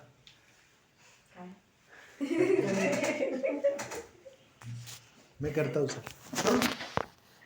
मैं चाहता हूँ करो भैया, यहाँ से करो, आप ही करो, मोबाइल खोलो, करो। मैं कुछ चीजें आपसे क्यों करा रहा हूँ कि ये इम्पोर्टेंट है, ये कैलकुलेशन हम करने पड़ेंगे रोज। तो गलती कर लो, मेरे सामने कर लो गलती, तो मैं सुधार दूंगा, पीछे करोगे तो मुझे पता भी नहीं चलेगा कि आपने मार कहाँ खाई आपने। 75 रुपयाला $1 आहे ना, हाँ, तर 1333 डॉलरमध्ये 1 लाख रुपये येतील इंडियन करन्सी। तो 1333 ना, वही लिखा है ना, हाँ सर, बराबर 1333, ठीक है, बरोबर तो 1333 डॉलर बने, बरोबर ठीक हुआ, बरोबर बराबर है। बराबर है। हाँ, बाकी लोगों को $13 आता है, मैथमेटिक्स तो आता है ना, $13 आता है, 1,000 रुपये में सिर्फ $13 आता है। 1000 में, हाँ, पक्का? मतलब ये 1 लाख में इतना ही आना चाहिए। हाँ, मैंने 133 बोल दिया था गलती से। 10,000 का बता दिया था आपने मेरे को, ठीक है, तो 10,000 का बताया था आपने, हाँ, तो 1000 में 13.3 डॉलर आते हैं, तो 10,000 में 133 डॉलर आते हैं, और 1 लाख में 1333 डॉलर आते हैं। तो जब हम 1 लाख रुपए लगाते हैं तो फॉरेन कंट्री वाले हंसते हैं हम पर, क्या श्रीकांत जी मजाक कर रहे हो, 1300 डॉलर में कुछ खेलोगे, वो 1300 रुपए है उनके लिए, डॉलर हम बोलते हैं, उनके लिए तो डॉलर रुपए, उनके रुपए है ना, लोकल रुपए, 1300 रुपए में क्या खेलोगे यार, फॉरेक्स इतना महंगा मार्केट है, इतना बड़ा मार्केट है, तो बच्चे और कोई बातें कर रहे हो। तो वो क्या करते हैं, ठीक है आपके पास पैसा नहीं है, हम उधार देते हैं, तो कितना उधार देते हैं, 1 लाख के सामने 500 लाख रुपए देते हैं, 5 करोड़ रुपए उधार देते हैं वो, 500 टाइम्स। दिमाग ऐसा होता है ना, सही लिखा कि नहीं लिखा सर ने, समझ में नहीं आया। 1 लाख के सामने 4 लाख समझ में आ रहा था हाँ, कि 4 गुना, पर 1 लाख के सामने 500 गुना, 500 टाइम्स, मतलब 500 करोड़ का वो हमको 5 लोन करोड़, लोन 5 करोड़ 5 करोड़ देने के लिए तैयार है लोन देता है, का उधार। तैयार है, वो देते ही है, देता है वो। और यही बहुत बड़ा डिफरेंस है पूरे फॉरेक्स और स्टॉक मार्केट में। और ये पूरी ट्रेनिंग जो है ना, इस 500 को कैसे हैंडल करना, इस बारे में ये ट्रेनिंग है 3, ये मतलब चलेगा आपको 7 दिन। अब जो ट्रेनिंग आगे होने वाली है वो इस 500 को कैसे हैंडल करेगी। मैं एक छोटा सा एग्जांपल देता हूँ आपको। तो पुराने म्यूजियम में गए कभी आप, किसी राजा महाराजा की म्यूजियम में कभी नहीं गए? गए तो कभी उनकी तलवार देखी आपने, उठाने की कोशिश करी? हाथ भी लगाने देते हैवी होता हैं? है, हैवी होती है वो। बहुत हैवी होती है, बहुत ज्यादा हैवी होती है। मतलब अपन दोनों हाथ लगा के उठाएंगे ना तो भी उठती नहीं है अपने से, ठीक है। और आप इमेजिन करो पिक्चर में जैसे दिखाते हैं कि घोड़े पे राजा जा रहा है और 2 तलवारें उसके हाथ में है और दोनों तलवार से खटाखट खटाखट काट रहा है, लड़ रहा है। उतनी भारी तलवार जो हमसे दोनों हाथ से नहीं उठती, उतनी भारी तलवार एक लेफ्ट में है एक राइट में है और घोड़े पे है, बैलेंस भी कर रहा है और काट भी रहा है, धड़ाधड़ मार भी रहा है। और मारते हुए ध्यान में क्या देना पड़ता है, अभी मेरे आगे जो सैनिक है वो भी 6 फीट के हैं, मेरे सैनिक भी 6 फीट के हैं। तो जो तलवार मेरी जाएगी तो गर्दन कटनी चाहिए, तो मेरे तलवार नीचे आनी चाहिए गर्दन की हाइट पर, तो गर्दन कटेगी। पर जब पीछे जाएगी, अगर ऐसे जाऊंगा तो मेरे लोगों की गर्दन कट जाएगी, क्योंकि वो तलवार दोनों तरफ से चूप रहती है, धार रहता है, दोनों तरफ से धार रहती है, दुधारी। ठीक है। तो दोनों दुधारी रहती है। तो तलवार जब आएगी तो यहाँ कटेगा, पर पीछे ऐसे नहीं जाएगा, पीछे वो ऊपर जाएगा ताकि मेरे लोगों के सिर के ऊपर से जाए तलवार, ताकि मेरे सैनिक का गर्दन नहीं कटना चाहिए, पर फिर वापस आना चाहिए। भारी क्यों होती थी कि उसका वजन इतना ज्यादा होता था कि वो लग भी गया ना तो गर्दन खट से कट जाती थी। बचना नहीं जाए सामने वाला। तलवार का वजन इतना बड़ा है कि बस गर्दन पे टच हो गई ना तो गर्दन साफ, उसका वजन इतना बड़ा है, उसका सिर्फ ताकत नहीं लगानी पड़ती थी, सिर्फ लाना पड़ता था गर्दन तक। वहां तक लाया तो तलवार के वजन, उसके लाने की स्पीड से ही वो खच से गर्दन कट जाती थी उसकी, तो इतनी बात। अब उसको प्रैक्टिस करते थे वो लोग, कब? बचपन से। जो छोटा बच्चा रहता था ना तभी से उसको भारी तलवार, उसकी तलवार भारी रहती थी, तो तभी से वो 2 हाथ से करता था, टिंग टिंग टिंग। फिर प्रैक्टिस हुई तो उसके मसल बनने शुरू हो गए, फिर थोड़ी और भारी तलवार कर दी, तो बड़ा हुआ थोड़ा और भारी तलवार। ऐसे करते करते करते ओवर द इयर्स 20-22 साल में वो बड़ी तलवार यूज करने लायक बन गया। तो वो तलवार जो दोनों तरफ धार है, वो क्या बोलते हैं, चलाना एक आर्ट है, उसकी प्रैक्टिस चाहिए, उसके लिए बहुत सालों की प्रैक्टिस चाहिए। अब ये 500 वाली भारी तलवार है, 500 किलो की तलवार है ये भी धारदार है दोनों तरफ। क्यों? जब प्रॉफिट देती है तो भी आपको 5 गुना कर देती है, नुकसान देते तब भी 5 गुना कर देती है। तो ये वही तलवार है ना भाई, ये प्रॉफिट देगा तो ये भी 1000 गुना देगा, तो नुकसान करेगा तो 1000 गुना नुकसान करेगा ना। तो सामने प्रॉफिट करते हुए ठीक जगह लगना चाहिए, वापस आते वक्त ऊपर जाना चाहिए, तो नुकसान नहीं करना चाहिए। यही हुआ ना बात। तो ये वैसी तलवार है, भारी तलवार है, इसको हम उठा भी नहीं सकते। 500 लाख मतलब 5 करोड़ की तलवार है, तो उसको हमें प्रैक्टिस चाहिए। जैसे तब प्रैक्टिस करते थे, आज भी हमको प्रैक्टिस करनी पड़ेगी इस तलवार को यूज करने के लिए। क्लियर? और ये क्या क्या प्रिकॉशंस लेने हैं, कैसे कैसे प्रैक्टिस करनी है, यही अब आगे के सेशंस में हम डिफरेंट रोल से इसको करेंगे। अभी छोटा सा एग्जांपल लेते हैं। अब मेरे पास 5 करोड़ 1 लाख रुपए हैं। कितने हैं टोटल? 5 करोड़ 1 लाख। 500 1 लाख, 5 करोड़ 1 लाख हो गए। अब मुझे एक छोटा सा सिंपल एग्जांपल लेता हूँ, लेमैन का। अभी हम लोग बिल्कुल नहीं सीख रहे हैं, नए सीख रहे हैं। तो 75 रुपए का $1 है। 1 लॉट मतलब $1000 खरीदना है हमको। तो हमने इसमें से पैसे निकाले और 75,000 देकर एक स्टैंडर्ड लॉट या 1 लॉट हमने $4 खरीद लिए $1000 के। अब थोड़ी देर में 1 रुपए रेट बढ़ गया, हमारा लक अच्छा था, तो हमने उसको 76,000 में बेच दिया, क्लोज कर दिया। ये ओपनिंग प्राइस था, ये क्लोजिंग प्राइस था। तो 76,000 हमने क्लोज कर दिया, तो हमें कितना प्रॉफिट हुआ? 10,000। गणित 76 में से 75 गए, कितने बचे? 10,000 कैसे बचे? 1,000 बचा। 1,000 सॉरी। 1,000 बचा। अब 75,000 लगाए थे, 1,000 का प्रॉफिट हुआ। कितना परसेंट प्रॉफिट हुआ? 1%। नॉट इवन, हाँ मतलब 1%, 1.2 या 3, 4, 5% होगा, ठीक है। 1.5 पूरा नहीं है, 1.5 से कम है, ठीक है, तो लगभग 1.5 के आसपास। पर 75,000 मेरे रुपए से क्या है? नहीं, मेरे कितने पैसे थे इसमें? 1 लाख। पूरे 500 1 लाख में 1 लाख है, हाँ। पर 75,000 पूरे 1 लाख थोड़ी यूज हुए मेरे। इस 75 में कितने मेरे पैसे लगे?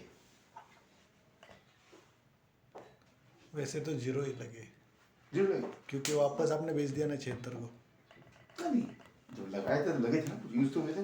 तो उतने लगे कितने लगे? जो इंडियन करेंसी के हिसाब से। इंडियन करेंसी हिसाब से एग्जांपल दे रहा हूँ, यूएसडी कन्वर्ट नहीं किया मैंने। कितने लगे? 75,000।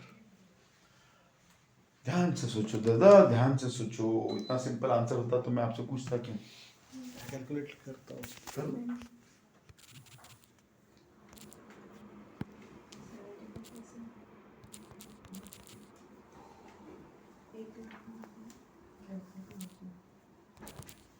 ₹5,000, 5,000 कैसे?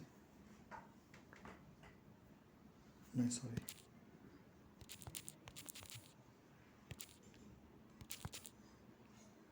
$1,000 के लिए 75,000 दिए थे ना अपन ने, तो $1,000 लिए थे।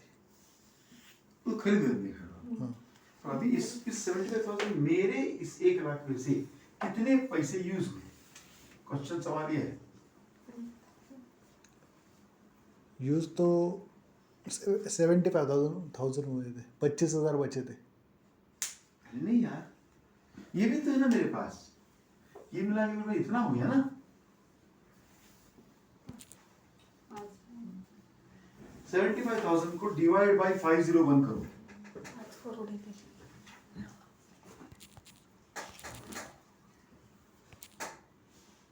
₹139 हाँ, 149.700।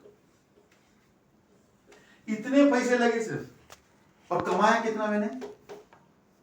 ₹150 में ₹1,000 कमाए। कितना परसेंटेज हुआ?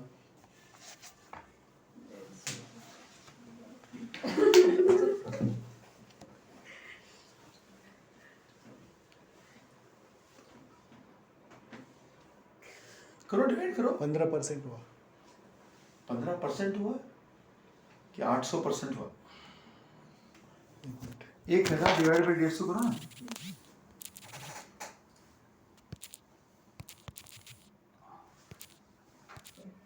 कितना?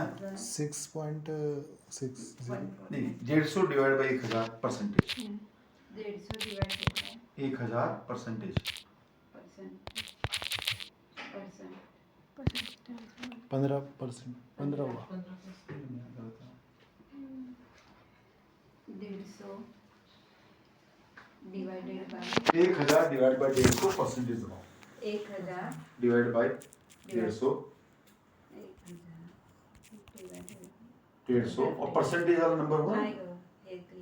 ऐसा टेढ़ा कर लो, पोर्ट्रेट कर लो उसको, परसेंटेज आएगा। 666। हाँ? 666। हाँ, 666% हुआ।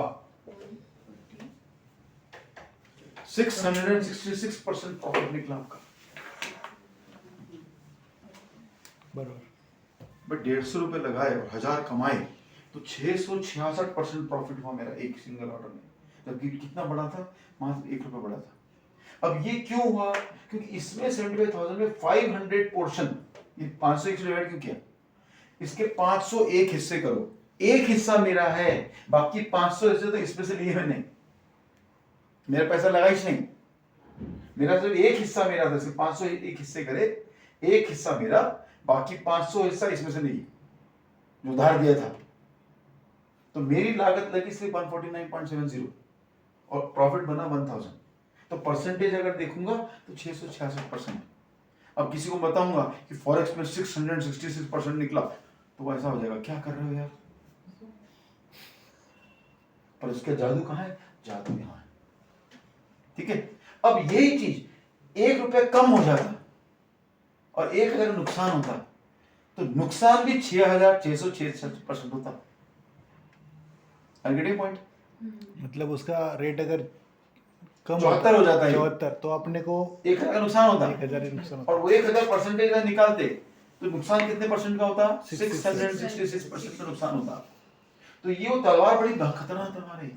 एक तो बहुत भारी है, उसको यूज करना वैसे ही मुश्किल है, दोनों तरफ धार है, आगे भी काटती है पीछे भी काटती है। अब मेरे सैनिक को नहीं काटना है तो मुझे सिर्फ प्रॉफिट बनाना है और नुकसान नहीं करना है। प्रॉफिट बनाना है, नुकसान करते ऊपर जाना चाहिए मेरा हाथ। जैसे मेरे साइड में नहीं कटनी चाहिए तो हाथ ऊपर तलवार पर, वैसे ही इसको यूज करना ही बहुत खतरनाक है। ये बहुत फायदे की चीज भी है और बहुत नुकसानदायक भी है। Is it clear? फायदे की चीज क्या है? इतना परसेंट प्रॉफिट देती है। नुकसान क्या? इतना परसेंट नुकसान देती है। तो ये अभिशाप भी है और वरदान भी है। It's a boon as well as it is a curse. It depends upon us. हम उसको कैसे यूज करते हैं, कितने स्मार्टली आप उस तलवार को यूज करते हो, लेवरेज को, वो उस पर डिपेंड करता है कि आप प्रॉफिट मेकर बनोगे या लॉस मेकर बनेंगे। अब ये जो लेवरेज है, अब यहाँ टिप्स है। जब हम शुरू करेंगे, फर्स्ट नया अकाउंट खोलेंगे, तो हम इसको 1:300 से ज्यादा यूज नहीं करेंगे। ऑप्शनल होता है कि अभी कितना यूज करना है। तो 1:100 चाहिए, 1:200 चाहिए, 1:300 चाहिए, 1:400 चाहिए, 1:500 तो कुछ है। तो हम अभी नया है, तो ये तलवार जितनी भारी होगी उतना एक्सपर्टीज होना पड़ेगा हमको। तो हम शुरू में एज ए टिप, श्रीकांत आचार्य जी क्या समझाते हैं आपको कि आप 1:300 से ज्यादा लेवरेज लेके काम ना करें। 2-3 महीने आपका हाथ सेट हो जाए, फिर आप 1:400 पे जाएं, फिर 2-3 महीने हाथ सेट हो जाए, तब आप 1:500 पर जाएं। इसका लास्ट का 500 है क्या लास्ट? अब इसमें टिप है, कुछ ब्रोकिंग हाउस वाले आपको 500 से भी ज्यादा ऑफर करेंगे, 800 करेंगे, 1000 करेंगे, 2000 करेंगे। तो जो भी ब्रोकिंग हाउस वाला 800 से ज्यादा करेगा, 500 से ज्यादा करेगा, वो MM है। जो 500 और 500 नीचे करेगा वो EC है। बी अकाउंट वाला वाला 500 ज्यादा ऑफर करता है। ठीक है,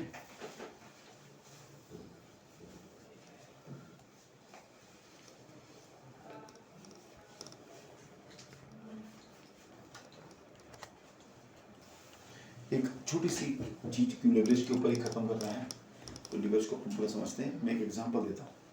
मेरी एज 58 ईयर्स है, ठीक। मैं एक प्रोजेक्ट रिपोर्ट तैयार करता हूँ, मेरा KYC बहुत बढ़िया है, मेरा ITR बहुत बढ़िया है। मेरे पास बानेर में एक मकान है जिसकी कीमत 1 करोड़ रुपया है आज मार्केट वैल्यू। मैं मकान के पेपर लेके जाता हूँ बैंक के पास, ठीक है, और बैंक वाले को कहता हूँ मेरे प्रोजेक्ट को फाइनेंस करो, मुझे लोन चाहिए। तो बैंक वाला कितना लोन देगा? ज़्यादा से ज़्यादा 80% या 90% वैल्यू के हिसाब से। आप 80%. वो जो बोलते हो हाँ कर देते हैं। 1 करोड़ होंगे प्रॉपर्टी, उससे थोड़ा कम ही देंगे ना कम वैल्यू। हाँ, मार्केट वैल्यू से कम ही देंगे। 60 to 80%. 60 to 80%। 80%. पहली बात तो लोन देंगे ही नहीं मेरे को, क्योंकि मेरे एज जो है ना वो बार्ड है। रिटायर को नहीं देते हैं, हाँ, जिसका इसका सैलरी स्लिप आता है उसी को देते हैं। नहीं, रिटायर को नहीं देते, मैं तो बिजनेस करता हूँ। एज फैक्टर होता है बहुत। एज फैक्टर एज भी होता है। इंडिया के हिसाब से मेरी गारंटी बिल्ड खत्म हो गई, मैं कभी भी टपक सकता हूँ बैंक वालों की नज़र से। That is the assessment Indian कि 57 हो गया, या आदमी कभी भी हार्ट अटैक होगा, कुछ तो भी लग जाएगा, ये लौटाएगा नहीं लोन। गारंटर लगेगा। हाँ, तो अब मुझे एक को गारंटर लगेगा, कोई यंग लड़का या लड़की जो काम करती हो, जिसकी सैलरी आती हो, अच्छी ITR है उसका भी, वो अगर को एप्लीकेंट बनेंगे, गारंटी बनेंगे मेरे, तो मुझे लोन मिलेगा। और तब भी ये ध्यान में रखते हुए कि ये बुढ़ा मरने वाला है, कभी भी टपक जाएगा, वो क्या करते हैं 60% से ऊपर लोन नहीं देंगे, क्योंकि उनकी कैलकुलेशन क्या होती है कि ये लोन इंस्टॉलमेंट नहीं भरेगा तो रिमाइंडर 1, रिमाइंडर 2, रिमाइंडर 10, रिमाइंडर 12, ऐसे 1 साल तो रिमाइंडर में खत्म हो जाएगा। फिर रिकवरी एजेंट को देंगे, जब ये बुढ़ा मानेगा ही नहीं तो रिकवरी एजेंट क्या करेगा, फिर उसको पेपर में ऐड देंगे, इसकी प्रॉपर्टी की कुर्की कराएंगे, उसको हम ऑक्शन कराएंगे, तो ये पूरा प्रोसेस करने में 1.5 साल निकल जाएगा। और ऑक्शन में जो चीज़ बिकती है, 1 करोड़ की चीज़ 70-80 लाख में बिकती है। तो 70-80 लाख में इतने साल का ब्याज, मेरा प्रिंसिपल, मेरा खर्चा, मेरा रिकवरी एजेंट का खर्चा सब मिला के निकल जाना चाहिए। तो वो 60% से ऊपर लोन नहीं देंगे, और तब भी कोप्लिकेंट होगा। तो ये अपना इंडियन सिनेरियो है। अभी मैं वही प्रोजेक्ट, ऐसा ही बढ़िया प्रोजेक्ट मेरे पास कनाडा में या अमेरिका में प्रॉपर्टी 1 करोड़ की, और मैं वहाँ के बैंक में जाके अप्लाई करता हूँ। मेरा KYC बढ़िया है, मेरा ITR बढ़िया है, मैं 58 ईयर का हूँ, प्रोजेक्ट वो बहुत बढ़िया है, वहाँ का मकान मैं गिरवी रखता हूँ। तो वहाँ की सोच क्या है, वहाँ एक फैक्टर और काम करता है। वहाँ क्या है, अनएम्प्लॉयड लोगों को वहाँ का जो गवर्नमेंट है वो एक मेंटेनेंस पैसा देता है कि इसको नौकरी नहीं है, खाना कैसे खाएगा, जिएगा कैसे। तो वहाँ का गवर्नमेंट जितने भी अनएम्प्लॉयड लेडीज या जेंट्स हैं 18 साल से बड़े, उनको $2,800 मेंटेनेंस फंड देता है। कितना देता है? $2,800 इंडियन रुपये में कितना हो गया? 8 दूनी 16 आणि ये 16 मतलब करीबन 1,80,000 कैसे?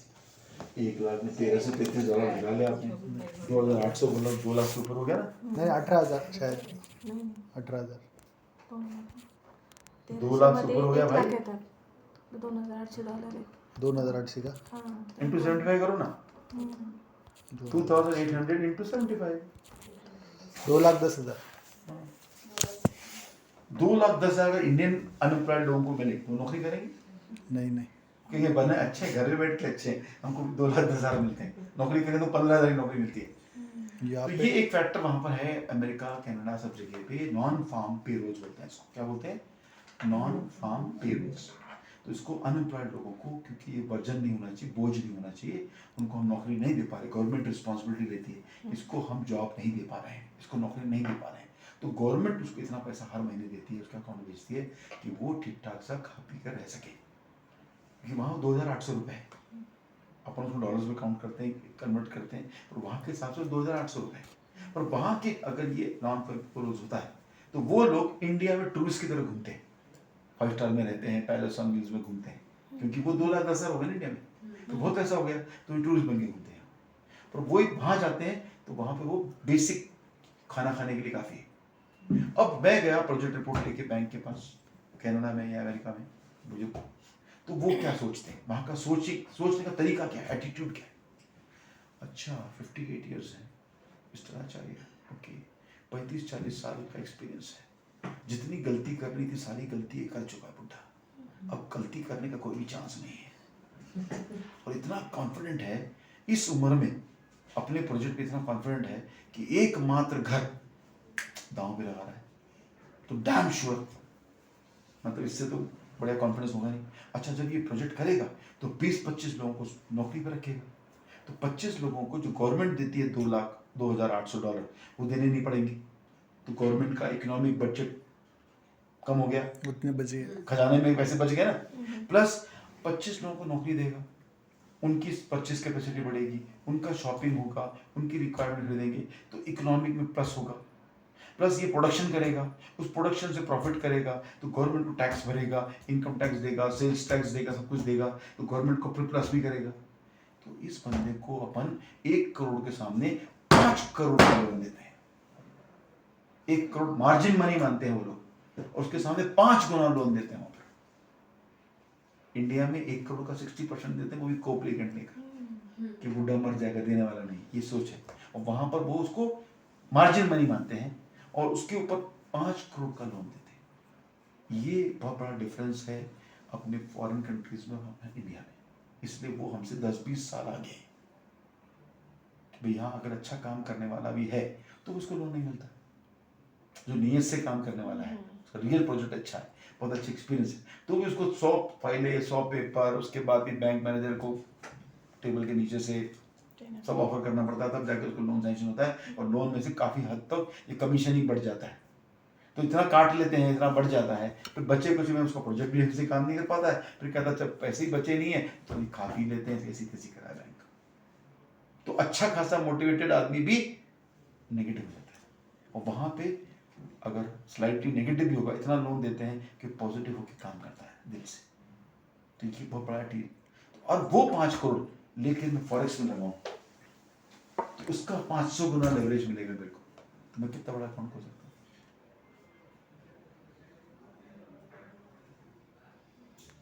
हूँ। मतलब 666 के को 5 से ये करना पड़ेगा, जोड़ना पड़ेगा।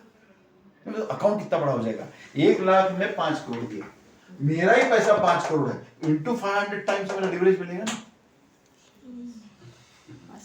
5 करोड़ का 500 टाइम मिलेगा मेरे को, कितना बड़ा फंड हो गया मेरे पास, तो मैं कितना बड़ा खेल सकता हूँ फॉरेक्स में। तो ये लेवरेज का बहुत बड़ा खेल है, और ये लेवरेज बहुत ही इंपॉर्टेंट फैक्टर है। इस फैक्टर को कैसे हैंडल करना है, इसको बहुत कहते हैं ना कि बहुत डेलिकेटली हैंडल करना है। तो उसको डेलिकेटली कैसे हैंडल करना है, क्या क्या प्रिकॉशंस लेने हैं, क्या क्या कॉशन लेने हैं, क्या क्या डूज एंड डोंट्स हैं, अब आगे के सेशंस में अपन यही सीखेंगे। कुछ भी सुनेंगे इसका डूज एंड डोंट क्या है, इसका डूज एंड डोंट क्या है। अब बस नहीं, बच्चे बोलते हैं प्लग बिजली में डालो करंट लगेगा, क्योंकि अपन को करंट लगा था। बच्चा बोलेगा नहीं मैं डाल के देखूंगा, तो बोले आप डाल के झटका का तभी सीखेगा। तो अब हम आगे के सेशंस में यही बात करेंगे कि ये करेंगे तो डूज एंड डोंट क्या है, लॉट साइज है तो डूज एंड डोंट क्या है, करेंसी पेयर है तो ये क्यों है, जीपीवाई क्यों है, यूएसडी क्यों नहीं है। तो ये जो नए बता रहे हैं कि ये नहीं करो ये करो, ये सब प्रिकॉशंस भी इसी लेवरेज को हैंडल करने के लिए आपको समझा रहे हैं। Is it clear? आया समझ नहीं आया? कोई सवाल आप लोगों के आज के सेशन पे? ये अमाउंट लेना कैसे हैं? अमाउंट लेते कैसे लेवरेज? वो सब अपने सॉफ्टवेयर में आता है। और जब पैसे डालते हो ना तो पूछता है आपको 200 चाहिए, वहाँ पूछता है अकाउंट खोलते वक्त, तो सिखाऊंगा मैं, ठीक है, दिखाऊंगा कहाँ दिखता है और कहाँ से। सर एक प्रश्न है, क्यों ऑफर करते हैं इतना बड़ा वो 500% अपने ब्रोकरेज क्यों, पर उनको कैसा फायदा होता है? अरे जितने ज़्यादा ऑर्डर लगाओगे आप, ज़्यादा पैसे लगाओगे ज़्यादा ऑर्डर लगाओगे ना। अभी $1300 थे तो उसमें से कितने ऑर्डर लगाओगे आप? 1 2 3, बस 3 बार ब्रोकरेज मिलेगा हमको। पर वही आपको 5 करोड़ लोन दे दिया, अब आप 5 करोड़ 501 लाख है, तो अब आपके 3 की जगह 30 ऑर्डर होंगे रोज। लॉट साइज बड़ा होगा, पहले आप माइक्रो में खेल रहे वाले थे, अब आप लॉट साइज में खेलोगे, तो जो बड़े बड़े लॉट में ब्रोकरेज ज़्यादा बनेगा। एक ऑर्डर बनाते हैं, एक स्टैंडर्ड लॉट का ऑर्डर लगाते हैं तो ब्रोकरेज को $30 मिलता है। अगर आपने दिन में 3 ऑर्डर लगाए तो उसने $90 कमाए आपसे। अगर 300 ऑर्डर लगाओगे तो कितने कमाएगा? $900 कमाएगा, $9,000। तो रोज एक ही ऑर्डर लगाना अच्छा है नहीं, कमाने वालों को? कमाने वाले के लिए पैसा आपके पास है ना, अब आप लगाओ ना, खेलो ना, 500 मिला ना आपको। भाई ब्रोकरेज को कम मिले वो ध्यान रखना है कि आप ज्यादा कमाओ, ये ध्यान रखो। हमको ज़्यादा कमाने तो के ज्यादा ऑर्डर लगाने पड़ेंगे ना आपको। ऑर्डर ही ज़्यादा लगने पड़ेगा। ऑर्डर बड़ा एक लगाओ, एक बड़ा ऑर्डर लगाओगे ना, $1300 में एक लॉट का नहीं लगा सकते थे। तो हम अब जब 5 करोड़ मिल गए हमको तो हम बड़े ऑर्डर लगाएंगे, मल्टीपल ऑर्डर लगाएंगे, वो मल्टीपल बार कमाएगा ब्रोकरेज। अब मैंने बताया सॉफ्टवेयर ऐसा बना है कि आपका लॉस हुआ तो उसका ब्रोकरेज भी लेवरेज भी कम कर देता है, बढ़ाता है या कम कर देता है। तो वहां भी सॉफ्टवेयर ऐसे ही बना है। अगर इसमें 10,000 कम हुआ ना तो इंटू 500 यहाँ से कम हो जाएंगे। अगर ये 90,000 हुआ तो ये इसमें से आपके 45 लाख कम हो जाएंगे इंटू 500। जितने कम हुए 10,000 इंटू 500 उतने कम हो जाएंगे। ज्यादा हुआ तो उतने बढ़ भी जाएंगे। ये सॉफ्टवेयर में डिजाइन ऐसा है, तो वो इसलिए देते हैं कि आप ज्यादा ब्रोकरेज कमाओ, हम ज्यादा ब्रोकरेज कमाएं, ज्यादा ऑर्डर लगाओ, हम ज्यादा ब्रोकरेज कमाएं, तो लालच देते हैं हम। और हम उस लालच में नहीं पड़ना, पर उसका फायदा उठाना, ये अपनी स्मार्टनेस होनी चाहिए। क्यों दे रहे हैं ना, देख आ जाए खेलते हैं, पर देख के खेलेंगे अपन, उससे अपन लॉस नहीं खाएंगे, उससे प्रॉफिट निकालेंगे। प्रॉफिट कितना मिलेगा? 666 टाइम्स, 600% प्रॉफिट एक्स्ट्रा। तो बस ये खेलना है कि प्रॉफिट तो 600 मिले, नुकसान हमारा 1% भी ना हो। तो ये हमें कहते रोज खेलना है, तो उसका फायदा उठाएंगे हम। उसको ब्रोकरेज कमाने दो, उसका हक है, कमाने दो। ठीक है? ऐसा लग रहा है कि मतलब वो 500% दे के रोज की फी लेके जाता है। हाँ। जितना अपना हिंग लगे ना फिट करे, उसका रंग चोखा ही चोखा होता है। क्योंकि नुकसान में वो फायदा आपका भागीदार नहीं है, नहीं। प्रॉफिट में भी आपका भागीदार नहीं है। पर ऑर्डर लगाते $30 ले लेता है अपना, हाँ। दे दो, ये तो खर्चा दे दे मेरा। अब उसमें नुकसान होगा तो तेरा, प्रॉफिट होगा तो तेरा, तो $30 दे के जा मेरे को। तो वो ब्रोकरेज फीस है उसकी। अब आपने 10 ऑर्डर लगाए तो $300 बना लिए। आपने बनाए कि नहीं बनाए पता नहीं दिन भर में, तो उसने बना लिए 300। बाय और सेल पे दोनों पे लेता है क्या? दोनों मिलता है। दोनों। तो एक ऑर्डर तो बाय और सेल से ही पूरा हो जाता है। नहीं, पूरा होना अलग है। यहाँ देखो बाई सेल अलग है, फिर बात कंफ्यूज कर रहे हो कल वाला। यहाँ बाई एक अलग ऑर्डर है, सेल एक अलग ऑर्डर है। नहीं समझ लो, अभी मैंने ऑर्डर बाई किया, कोई शेयर मतलब ले लिया। लिटरली बाई मतलब वाला बाई नहीं होता है, ओपनिंग प्राइस होता है। अगेन वर्ड चेंज हो गया हमारा। ओपनिंग प्राइस और क्लोजिंग प्राइस मिला के एक बाई हुआ। वही सर, मतलब कोई भी अपना प्रोसेस पूरा होने के लिए, ट्रांजेक्शन पूरा होने के लिए 2 ऑर्डर करना जरूरी है ना। एक ओपनिंग और क्लोजिंग। हाँ, तो उसको 2 ट्रांजेक्शन के पैसे मिलते होंगे। नहीं, ऐसा एक नहीं ही बोल रहा, ट्रांजेक्शन काउंट होता है। ऐसा वो एक ही ट्रांजेक्शन काउंट, ओपनिंग और क्लोजिंग का बोल रहा एक ही ट्रांजेक्शन काउंट होता है। हूँ। ओके ओके, चाहे वो सेल में हो चाहे बाय में, तो वो दोनों का मिला के पहले ले लेता है, एडवांस में ले लेता है आपसे। ठीक है जी। क्योंकि नुकसान भी हो सकता है, काटो मेरे तो 30 देते भाई, तेरा नुकसान हो तो बाकी उठ जाएगा तेरा, मेरा बाकी 30 दे के जा। कोई और सवाल?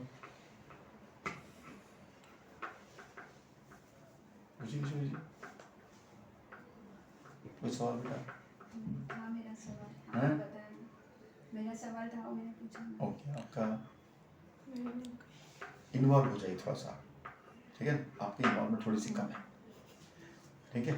जब इन्वॉल्व होगा तभी सवाल आएंगे, आपकी इन्वॉल्व नहीं होगा तो सवाल नहीं आएंगे। एक और प्रश्न था, प्लीज पूछो। रोज जापानीज का जो ये होता है कॉइन, मतलब डॉलर जैसे, उसका रोज कम ज़्यादा होता है क्या प्राइस? हर करेंसी का स्टैंडर्ड प्राइस रोज कम ज़्यादा होता है ना। हर करेंसी का होता है। जैसे ECG होता है ना, ऊपर ही चलता है ना, जब तक ऊपर ही चल रहा है वो आदमी जिंदा है, वो सीधा होगा तो क्या होगा, आदमी खत्म। वैसे करेंसी का भी ऊपर नीचे होगा तो वो देश जिंदा है, जितना अगर स्ट्रेट हो गया तो देश मर गया। जितना प्राइस कम होगा उतना अपना फायदा ज़्यादा है ऐसा नहीं, उसका। ऐसा नहीं, ये आपका कैलकुलेशन गलत है या मैं आपको पूछ जो- रहा हूँ। नहीं गलत। देखिए, प्राइस कम ज्यादा होने का फायदा उठाते हैं, पर कम होने से हमारा नुकसान है या फायदा है, that is not the truth. वो फॉरेक्स में नहीं, जितना है क्योंकि उतना मैंने क्या बताया कि एक कम होगा तो एक स्ट्रांग होगा। अगर मैं USD JPY का गैप ग्राफ लिया, अगर ऊपर जा रहा है तो JPY कमजोर हो रहा है, पर बेस करेंसी स्ट्रांग हो रहा है। USD एक USD को ज्यादा JPY देने पड़ रहे हैं ना, तो उसका मतलब USD स्ट्रांग हो रहा है। और जब नीचे आ रहा है तो JPY स्ट्रांग हो रहा है, कम JPY, पर USD वीक हो रहा है। कम JPY में खरीद रहा है मेरे को, तो USD की ताकत कम हो गई ना। तो इसमें किसको कम और किसको ज्यादा बोलोगे आप? हमेशा एक कम एक ज्यादा होगा ही होगा, रिवर्सिबल प्रोपोर्शनल होते हैं बेस और कोट। तो हम किसकी कम की बात करें या किसकी ज्यादा की बात करें, ये तो हमारे पोजीशन पर डिपेंड होता है, कम का फायदा उठाया कि ज्यादा का फायदा उठाया। बराबर। तो हम जो एंट्री पॉइंट लेंगे, बाई करेंगे या सेल करेंगे, उस पर डिपेंड करता है कौन सा कम होने से फायदा है, कौन सा ज्यादा होने से फायदा है। इसलिए ऐसा कोई एक वर्ड बोलना कम होने से फायदा है क्या, नहीं। हमारी पोजीशन वर्सेस कम होना, और कम भी किसका, बेस करेंसी का कम होना कि कोड करेंसी का कम होना, और हमारी पोजीशन बाई की है या सेल की है, ऐसे पैरामीटर्स। एक छोटे सा मैं आपको उदाहरण देता हूँ। आप ये पत्री होती देखते, पत्री, हॉरोस्कोप, जन्म पत्री, जन्म पत्री, उसमें विश्वास करते हैं? कुंडली कुंडली बोलते हैं। पंडित दिखाते हैं, अपन पत्री दिखाते हैं, वो देखता है कि आपकी मकर राशि है और आपका केतु घर में बैठा है, लग्न में बैठा है, और जुपिटर की दृष्टि पड़ रही है, और मित्र कुंडली में बैठा है, उसका दुश्मन की दृष्टि पड़ रही है, मंगल उसकी वो पड़ रही है। ऐसे सुना है, देखा नहीं देखा, सुना तो होगा, पिक्चर में देखा होगा, बहुत से पिक्चर में दिखाते हैं। शनि की छाया, शनि की छाया, शनि की माया, इसकी गाया, ठीक है, ऐसा सब होता है ना। तो वो क्या है, जैसे हॉरोस्कोप में बहुत सारे पैरामीटर्स देखे जाते हैं। मैं क्यों हॉरोस्कोप कर रहा हूँ, क्योंकि आगे फॉरेक्स में भी हॉरोस्कोप इन्वॉल्व है। एक विद्वान है हॉरोस्कोप का, फॉरेक्स का, जिसने पत्री के स्टार्स को फॉरेक्स में इन्वॉल्व किया, कि अगर आपका गुरु स्ट्रांग है तो आपका गोल्ड में प्रॉफिट मिलेगा, आप निकालोगे, कॉपर में प्रॉफिट निकालोगे। अगर आपका चंद्र स्ट्रांग है तो आप चांदी में, निकल में प्रॉफिट निकालोगे। अगर आपका शनि स्ट्रांग है तो आपका क्रूड ऑयल, कोल, पेट्रोलियम में आप फायदा बनाओगे। तो उसने प्रूव किया इस चीज को। तो हॉरोस्कोप बाद में इसमें भी आएगा, पर हॉरोस्कोप में क्या होता है, बहुत से पैरामीटर होते हैं कि आप किस घर में बैठे हो, वो मित्र का घर है कि दुश्मन का घर है, आपकी मित्र की दृष्टि पड़ रही है कि आपका दुश्मन की दृष्टि पड़ रही है। ऐसे 5-6 पैरामीटर देखने के बाद वो बोलता है कि सर आपका शनि बहुत वीक चल रहा है, 7.5 चल रही है, इसलिए आप फलाने फलाने अंगूठी पहनो, फलाने फलाने यज्ञ करो, तेल दान करो, वगैरह वगैरह। तो इसी प्रकार यहाँ पर भी एक पैरामीटर से हम फिक्स नहीं कर सकते, हमको 2, 3, 4, 5 पैरामीटर देखने पड़ेंगे ये डिसीजन लेने के लिए कि हमको बाई करना है कि सेल करना है। ठीक है, इस टॉपिक से आज हम सेशन क्लोज करते हैं, ठीक है, कल फिर मिलेंगे 9:15 इसी वक्त सवेरे 9 बजे, ठीक है। क्वेश्चंस लिख के लाइए, मैं फिर बोलूँगा, आप घर जाके डिस्कस करिए। आप लोग घर जाते हो, क्लोज आप एक घंटा इनके पास जाके बैठो, चारों डिस्कस डिबेट करो, क्लोज हो गई ना मीटिंग, क्लोज हो गई। चारों डिबेट करो। आपको अभी तो फिलहाल होटल में रुके हैं ना ये, हाँ, लेकिन होटल लाभ है ना। ठीक हाँ, तो इनके साथ जाके उनके होटल में रुको, वहाँ गप्पे मारो, डिस्कस करो इस टॉपिक के टॉपिक को, क्वेश्चंस लिखो और फिर चारों लोग डिस्कस करो, तो ज़्यादा फायदा आपको मिलेगा, ऐसा मेरा कहना है, ठीक है। Wish you all the best, thank you, have a nice day, happy republic day, happy जनवरी मनाइए जोरदार, लड्डू खाइए, ठीक है। बताइए। एक फोल्डर ले लीजिए जिसमें ये आप रख लीजिए, है ना, वो फोल्डर में क्या टेढ़े मेढ़े नहीं होंगे, तो उसको रिवाइज करिए आप जाकर।